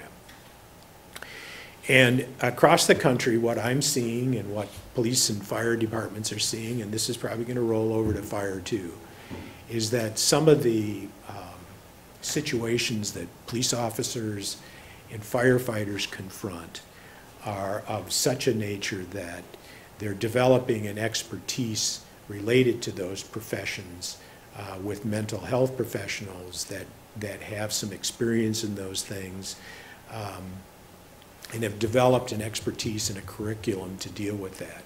And so my commitment to the LPOA was that we would figure out a program, we'd draft up a program, we'd get a price for the program, and I would return to you in the 2020 budget with a number so that we could fund such a program. I suspect when we meet with the IAFF in terms of their MOU next year, we'll have a similar conversation in that regard as well. I'm very supportive of this. I have no reluctance in recommending this at all. I think it's an important thing to do for our personnel. We're seeing more and more of some of the tragic situations, and quite frankly, when we have non-first responders that also participate in some of this, it would be my view that we would extend those services to those individuals as well. We've had some recent events where we've had non-first responder city employees that have responded as well, and I think it's imperative that they get some of the same kind of assistance in working through those issues post-events. Next is equipment and clothing. You know, you go back and forth and all this. We tried to simplify it. We tried to make sure that the IRS was happy with how we were doing it, and there's exclusions and so forth. And you get into nuances about, well, how big the insignia has to be to meet IRS regulation. I mean, it gets really nuanced. It's kind of silly, but we got through all of that, and we traded some things off. And in the process, we made the administration of this a lot easier. So we took out some of the bureaucracy and just managing that program, and I think that in itself was a plus. Market competitive and internal equity, these two kind of go together. Believe it or not, there is a natural tension between those two things. Sometimes you know, the market competitive is not necessarily the most internally equitable, and so you get into those kind of yin and yang kind of conversations amongst the management team trying to balance out which way you should go. And I think at this point, was I going to have you jump into this conversation? Lori Carnahan is going to come forward and talk a little bit about the pay plan, the discussions, what the cost of the various proposals were, and where we ended up in some of that, and then I'll jump back in. Go ahead, Lori. Good evening. I wanted to start off by giving you just a brief overview of what the compensation plan, the pay plan, was like for both our police officers and our detectives. The police officer moves through a pay range in steps, and they get annual increases for the first 8 years of their employment here, typically 2 per year or 5%. Part of the proposal for 2019 is to increase that by 1 step on the 9th anniversary. Then they have an opportunity for competencies, as Tom had mentioned. Those that choose to take on extra skills or have extra education or extra ability have the ability to move 6 more steps over time, frankly, beginning on their second year of employment with us to the top of the range. This year, as part of the agreement, there is 2 additional opportunities that we added to the agreement. We did trade one off and removed one of them, the neighborhood resources officer. Detectives have a more typical or traditional range. It has currently 17 steps. There's a proposal this year with this agreement to move that to 18 steps. And It is a promotional position, so they don't generally start at step 1 with our range. They generally start at step 7, 8, or 9. Again, annual increases until they reach the top of the range. We hired McGrath Human Resources Consulting this year to do a market study for us. We received the data from them, and then we also reviewed the data internally.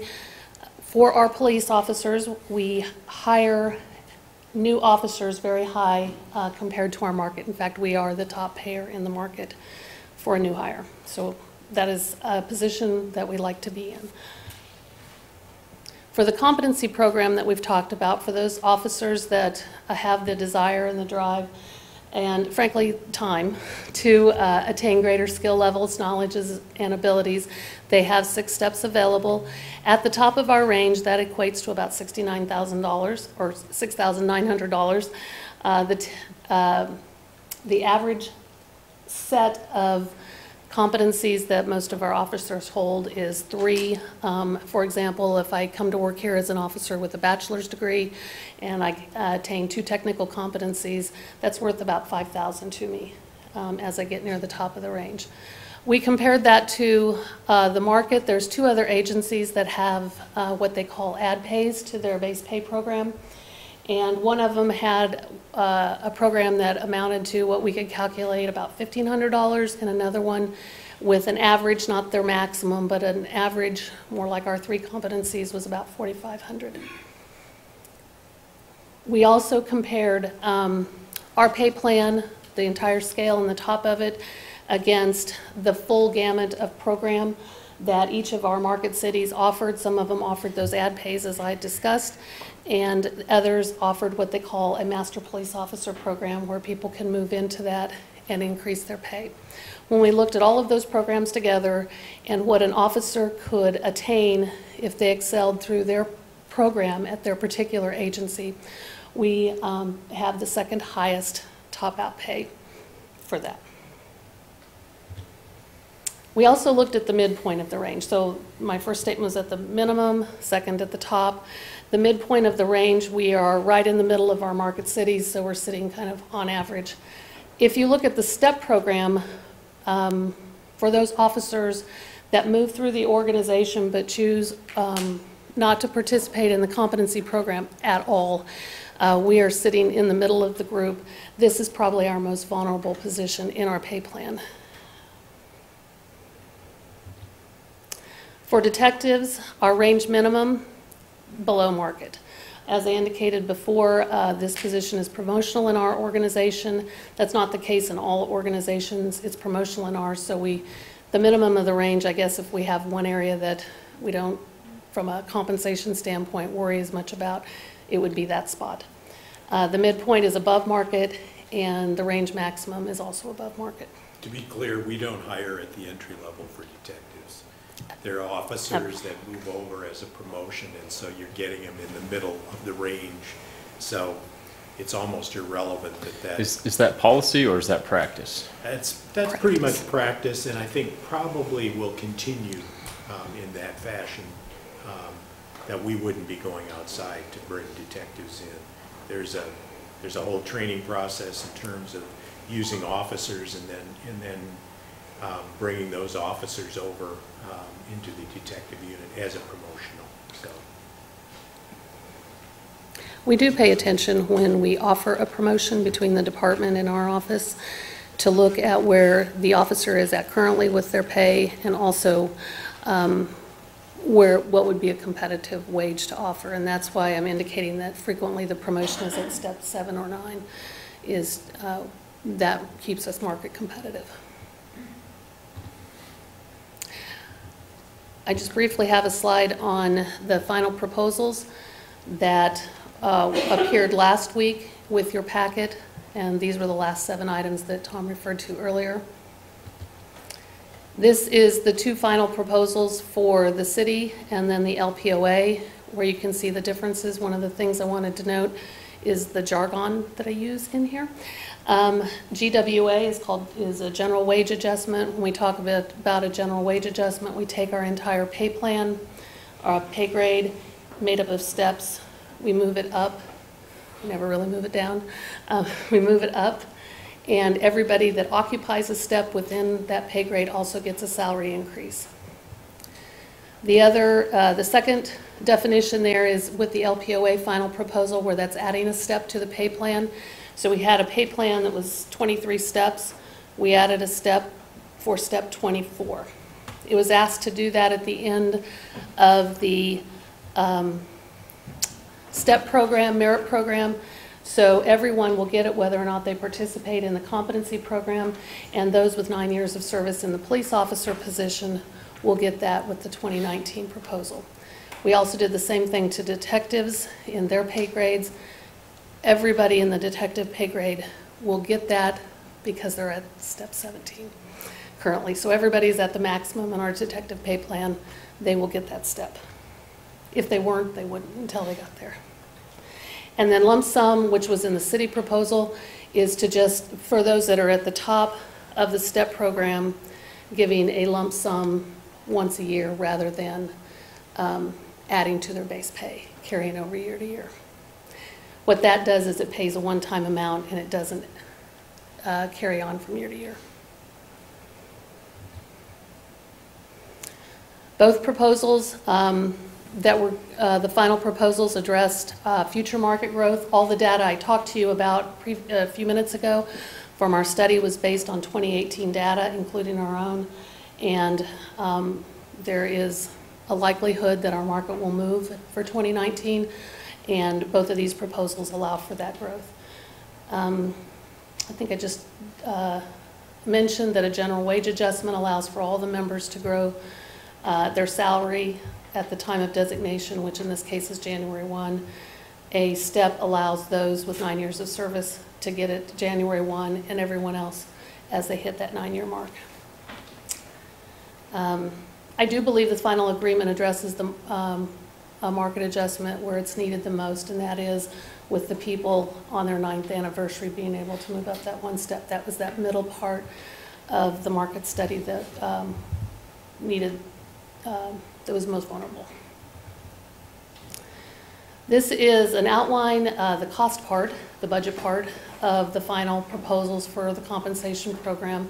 The city proposal on top, which would add 6.09% to the budget. The LPOA final proposal was 5.6, and our final proposal that we agreed upon was 5.44. Note the difference between all three of these is about $70,000.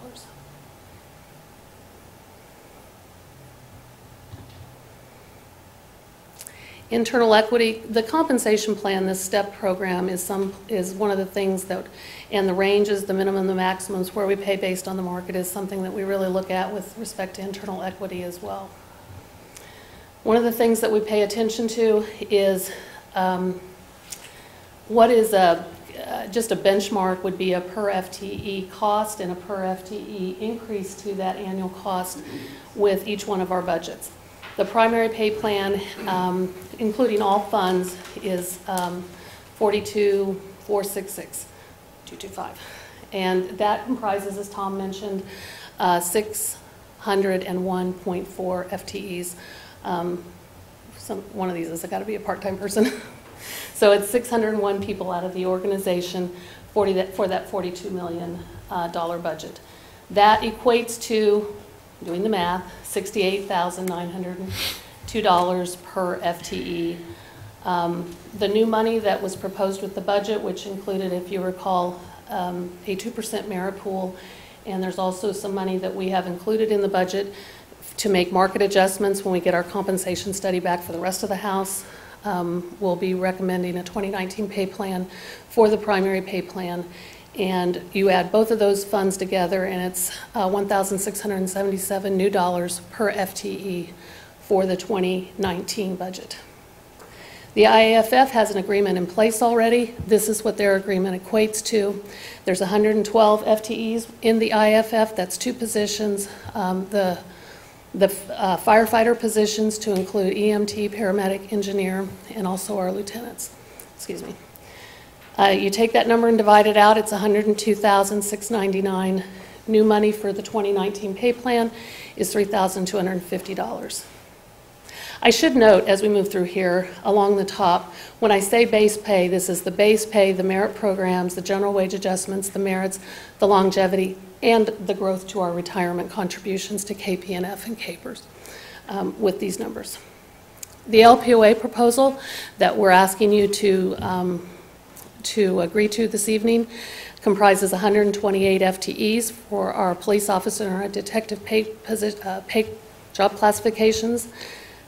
Doing the math with that, it's $83,824 per FTE, and with the general wage adjustment, with the step added to the pay plan that we have asked you to put into place this year, and with the longevity changes, that is $2,477 per FTE addition.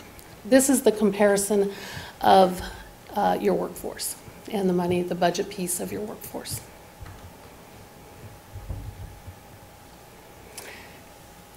Additional things that we discussed during the negotiations was internal equity with the other employees. We asked to point to the employee handbook wherever possible. In the end, we pointed to the employee handbook for rules and regulations, the vacation policy, holiday, on-call, callback. Callback has not been available to LPOA members before, and so this will be a new program moving into 2019, and also the leave of absence programs. Some other equity issues that we look at, the LPOA members have a more advantageous position to the primary plan members, and that being in the overtime and, well, court time is unique to the police officer and detective positions, but overtime, court time, vacation, there was a request and it was accepted to pay out 20 hours of vacation once per year. The MOU for the LPOA has some holiday, moving holiday features that have been in the program for a number of years.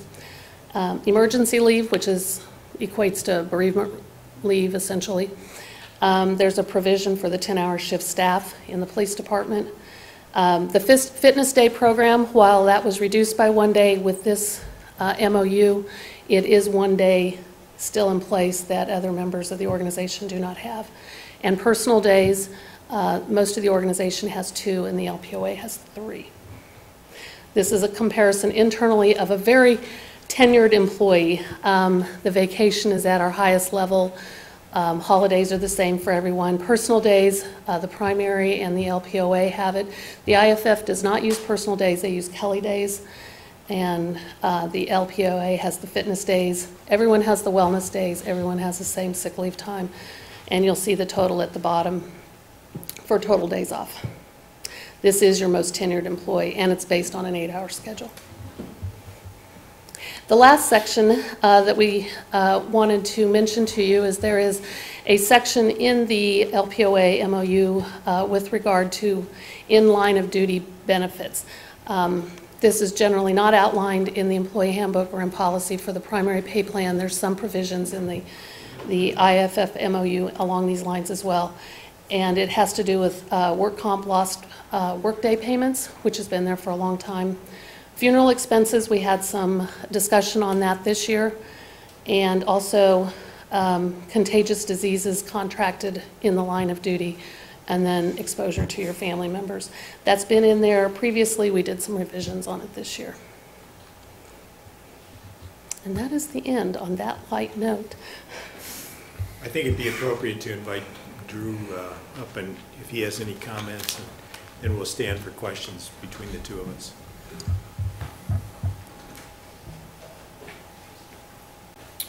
Good evening, Vice Mayor, Commissioners. Drew Fennelly here representing the Lawrence Police Officers Association, of which I'm the chairman.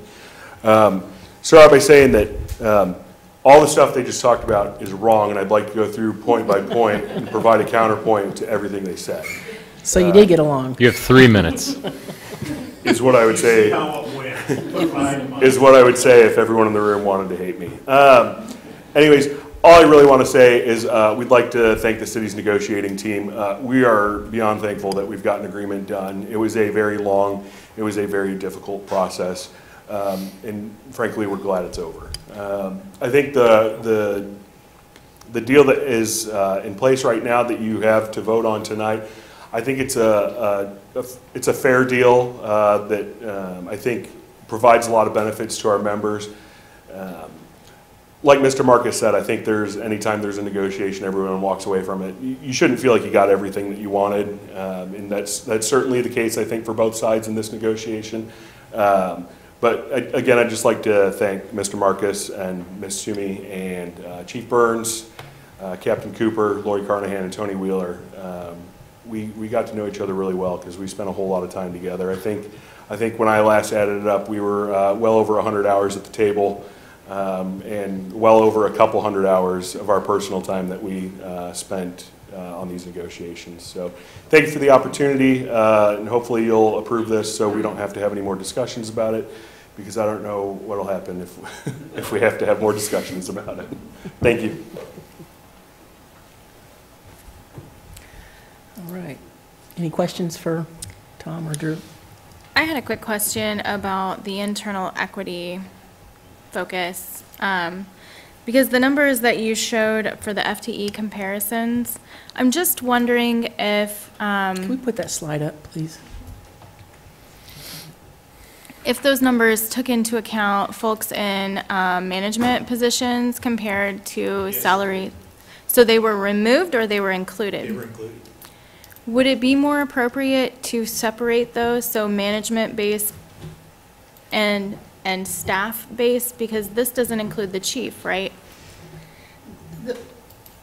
The way this is grouped is the top section for primary pay plan includes everyone in the organization. It includes Tom, it includes the chief, it includes everyone in this room that's employed here, aside from the 4 job classifications that are covered by our MOUs, 2 of them in the IFF and 2 of them in the LPOA.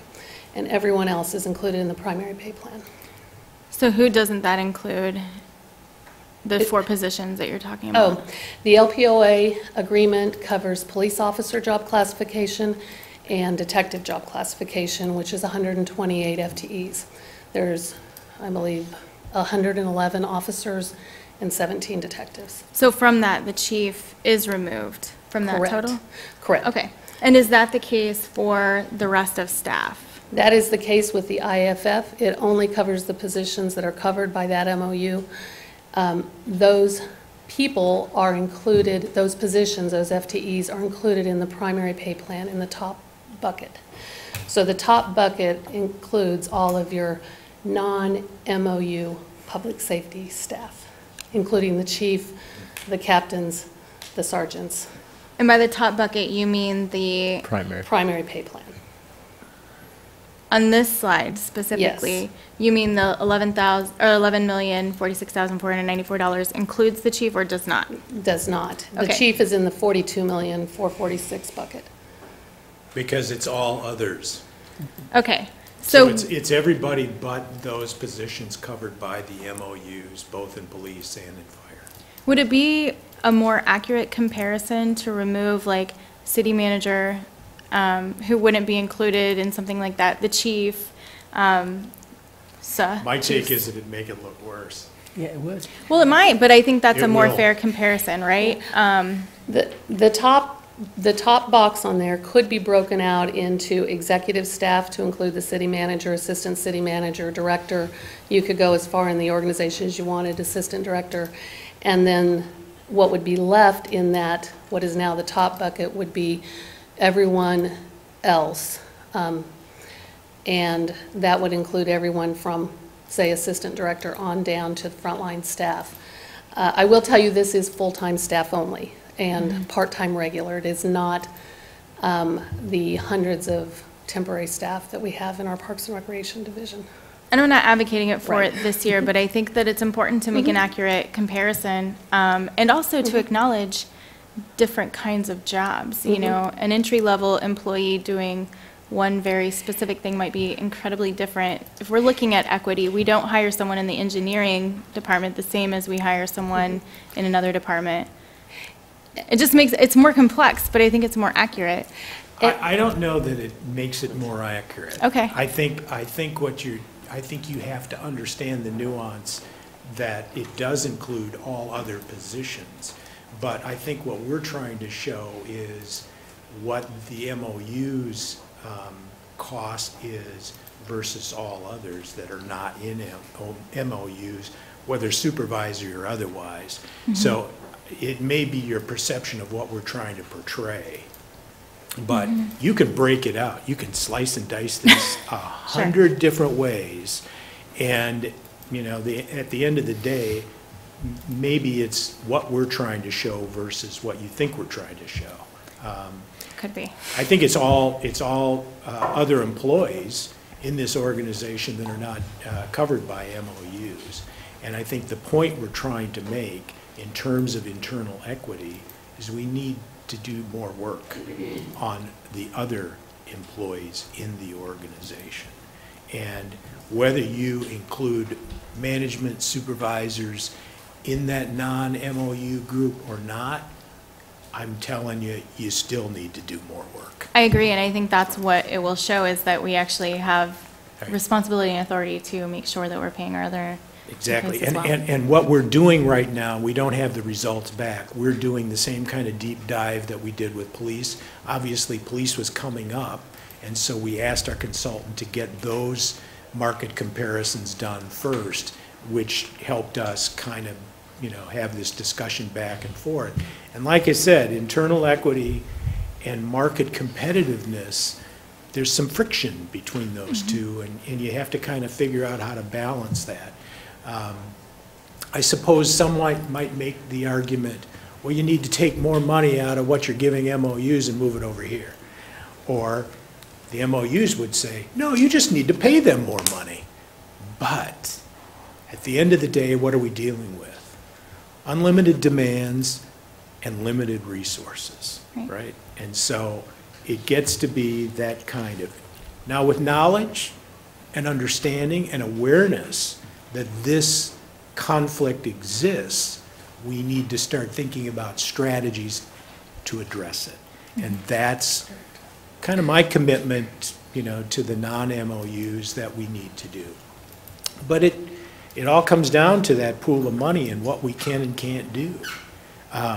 But I contend no one can say that we're treating our MOUs unfairly, okay?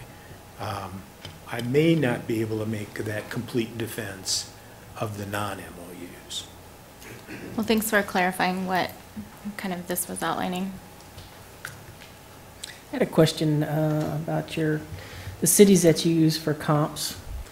Is there a reason why we don't have the sheriff's department, the county sheriff's department in that comp? You know the history better than I do. This was a group of cities that were put together in 2005 for a 2005 pay plan.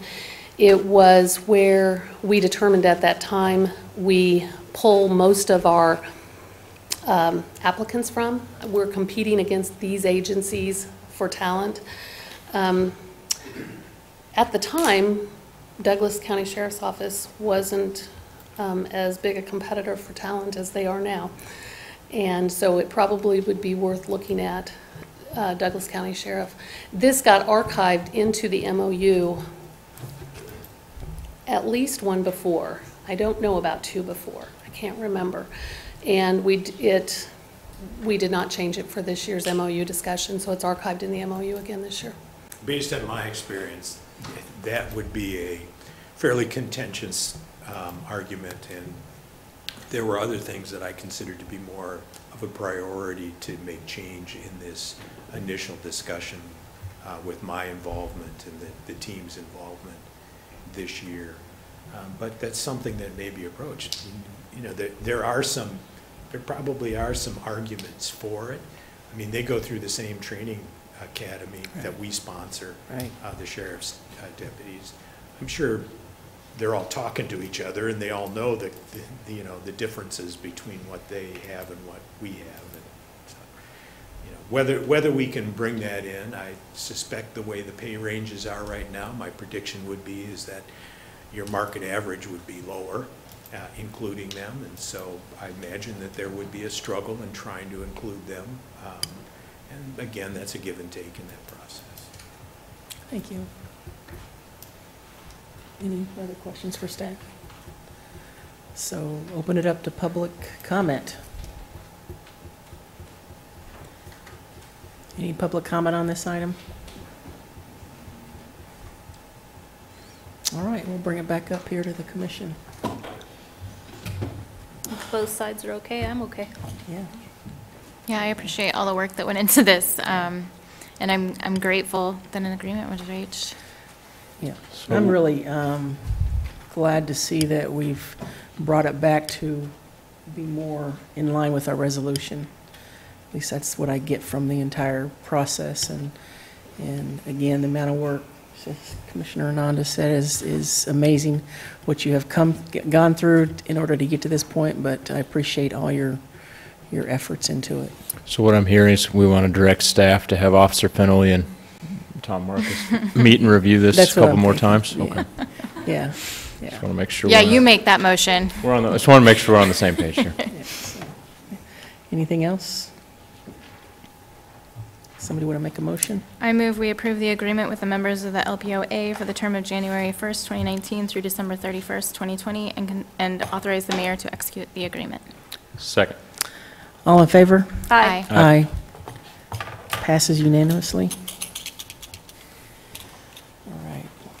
Do we want to take a break or do you want to just go on through? Let's just finish. Just finish? Okay, we're on to commission items. It's just a hot flash. I don't need to take a break. Any commission It's a little items? warm. Do you have any commission items? Leslie? All right. So let's go on to the city manager's report.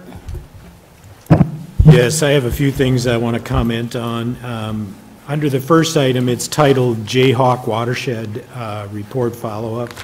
And I don't know which speaker addressed it, either Ms. Merriman or Ms. Geisler. But there was a list of questions. Without any prompting from the City Commission, I asked Chuck to secure the questions that were asked at the last meeting, and Chuck secured those, and Matt Bond and staff went through those and responded to those as best we could based on those questions.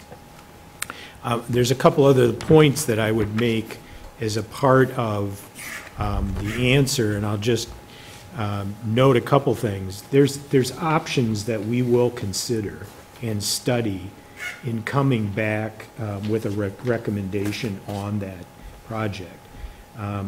Initially, it appears that we could address the flooding issue separate and distinct from a realignment issue, and that may not be Ms. Merriman or Ms. Geisler's preference, but that's something that will be evaluated as a part of that process, and I think Matt brought that to your attention during the course of that meeting.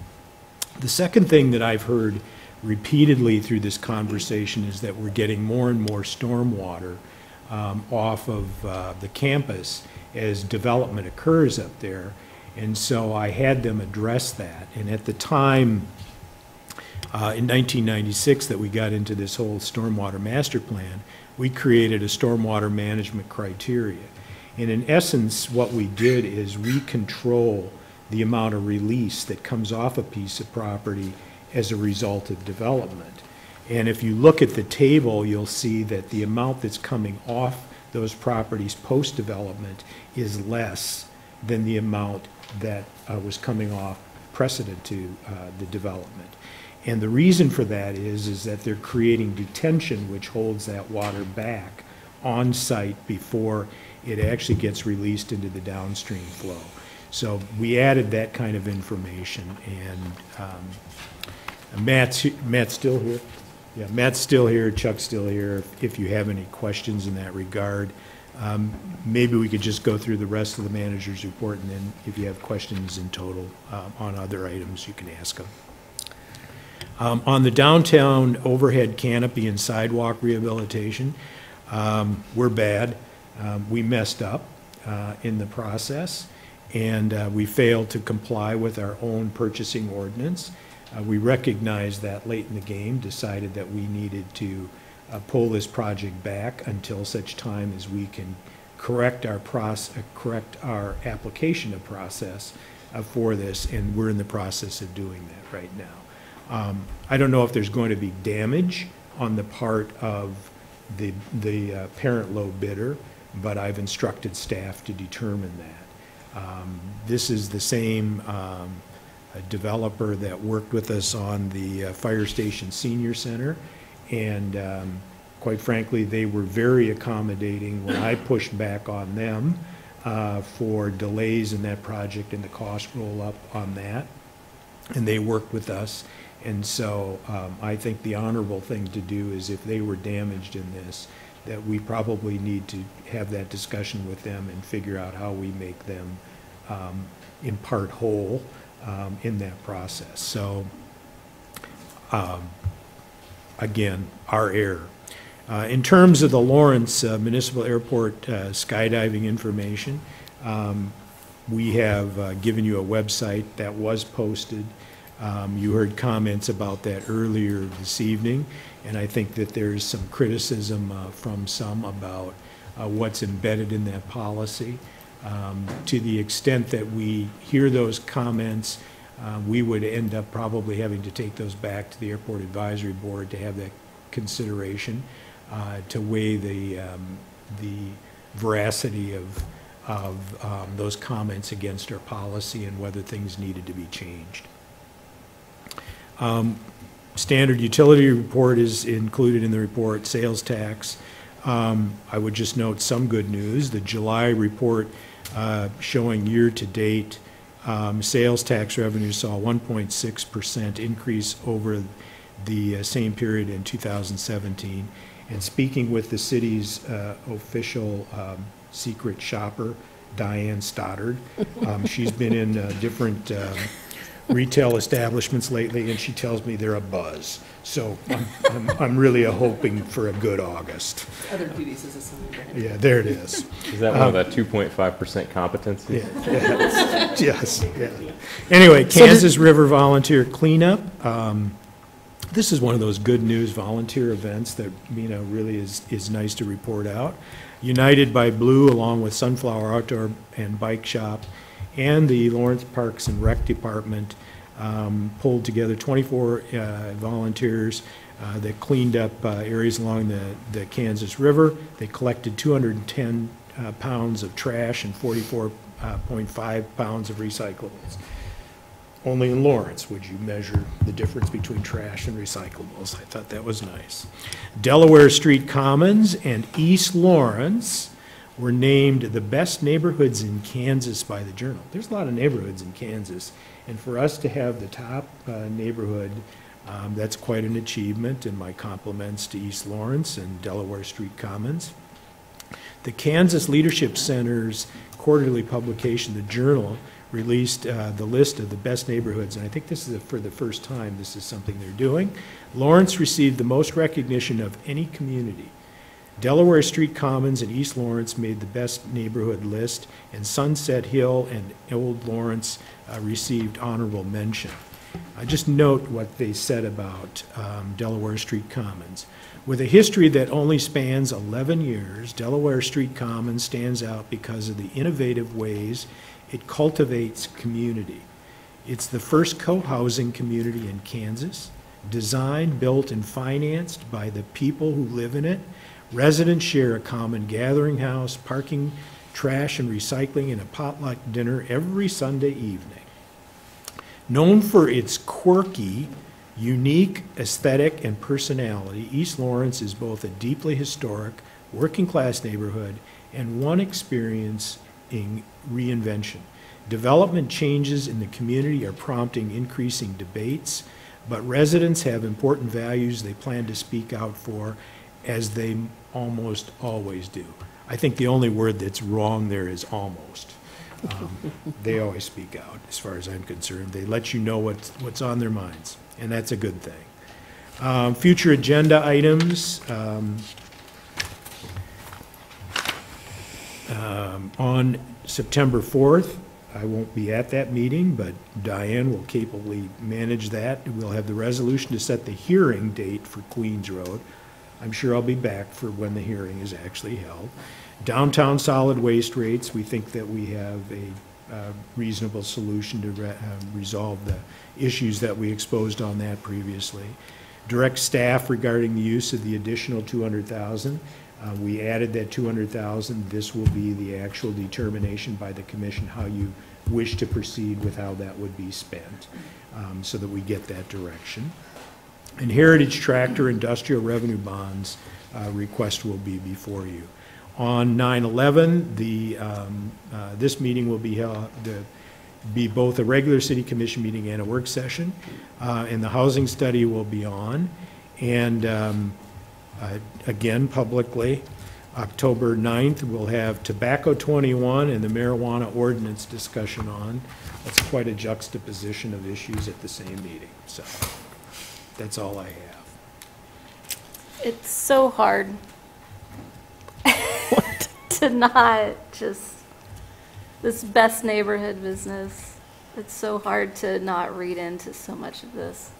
But I think the important thing is that people recognize what's there, so that when residents hear about how their neighborhood needs to change to accommodate big development or 7-story hotels, it's a really interesting seat right now.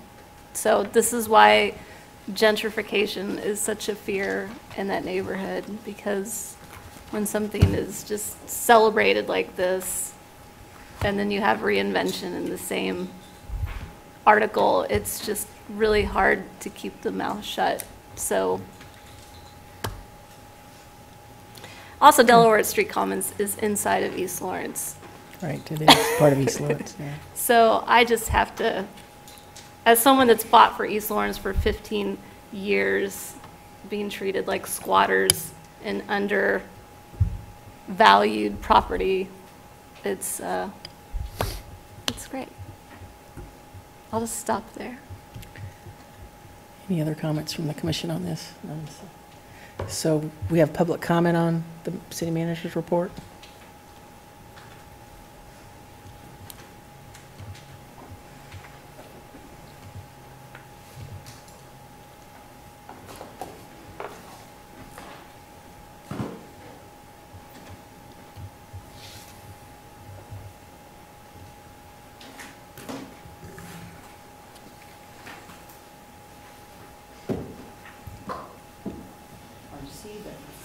My name's Sarah Merriman. I live at 6212 West 22nd Court. Just want to comment on the Jayhawk Watershed Report follow-up, which you see here on the screen. First, I want to thank Public Works Department for addressing the questions raised by Donna last week. I do want to point out that when we were talking about the option A and option B on the Jayhawk Watershed Report, it was actually Donna who suggested we deal with the flooding before the realignment issue. I want to clarify that. We have a couple of questions, further questions. When Donna talked about debt proceeds and debt service last week, they addressed the debt service, but there is no comment here about debt proceeds. And there's been quite a bit of talk about the reason nothing was worked in this red area was because we were doing double debt payments, all this debt service, with the implication that there was the burden of the debt service, but no benefit of the proceeds. And surely that existed because when I look at the budgets I was actually able to access online with comprehensive annual financial reports, all of these bond issues were issued with stormwater included in the list of things that were to be covered. And just to give you a couple of examples of how I found this, it's hard to see.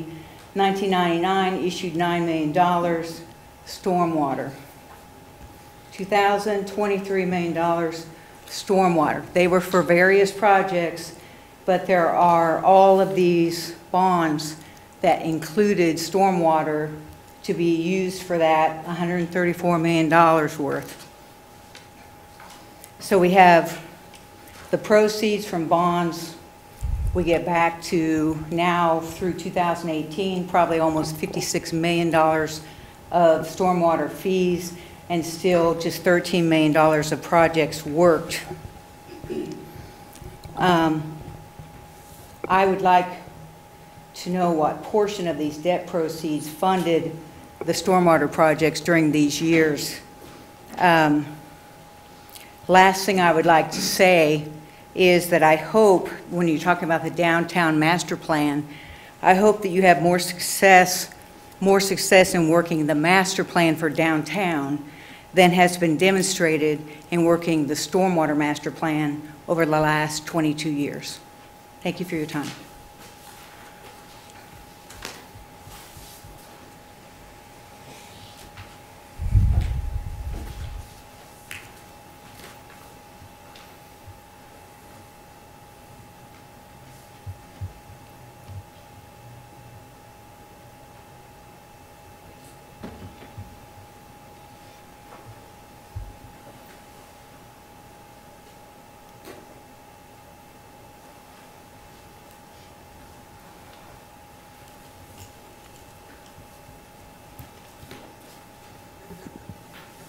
Hi, my name is Donna Giesler, and I live at 6212 West 22nd Court.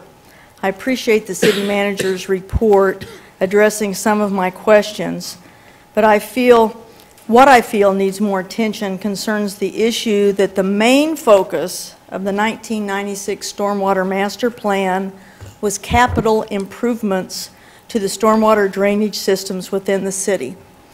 So why has only $13 million been spent on capital projects through 2016 when some $56 million was collected in stormwater fees? The plan called for 41 projects, which I have here. Group 1 was to be completed in the first 5 years, and there's still 3 projects left to do. That was to be followed by Group 2 and then by Group 3. We are 22 years into implementation. As Sarah mentioned, we've had 10 years with no capital projects. Curbs and street maintenance are not mentioned in the plan. No argument that street maintenance is important and required, but this was a capital plan foremost directed towards stormwater deficiencies and these 41 projects specifically. I would like to ask that the City Commission look into the intent of the 1996 Stormwater Master Plan and details of how the stormwater fees have been spent to support that plan. And specifically, I would like you to look at the Jayhawk watershed and the projects contained in the master plan dealing with this 107-year-old line that we've been discussing in recent weeks and months, and the structure flooding along this line, because there were projects included in the master plan to deal with this line, and they haven't been worked. Thank you very much for listening to me and allowing me to speak this evening. I appreciate it.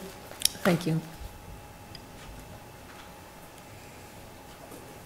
Hi, I'm Chris Flowers, and I just have a question. Is the October 9th meeting, is it going to be a public meeting, or is it just like a work session? Well, our work sessions are public. Yeah. It's work session and it's public. Both. And the public has an opportunity to comment Correct. after the item. Okay, thank you.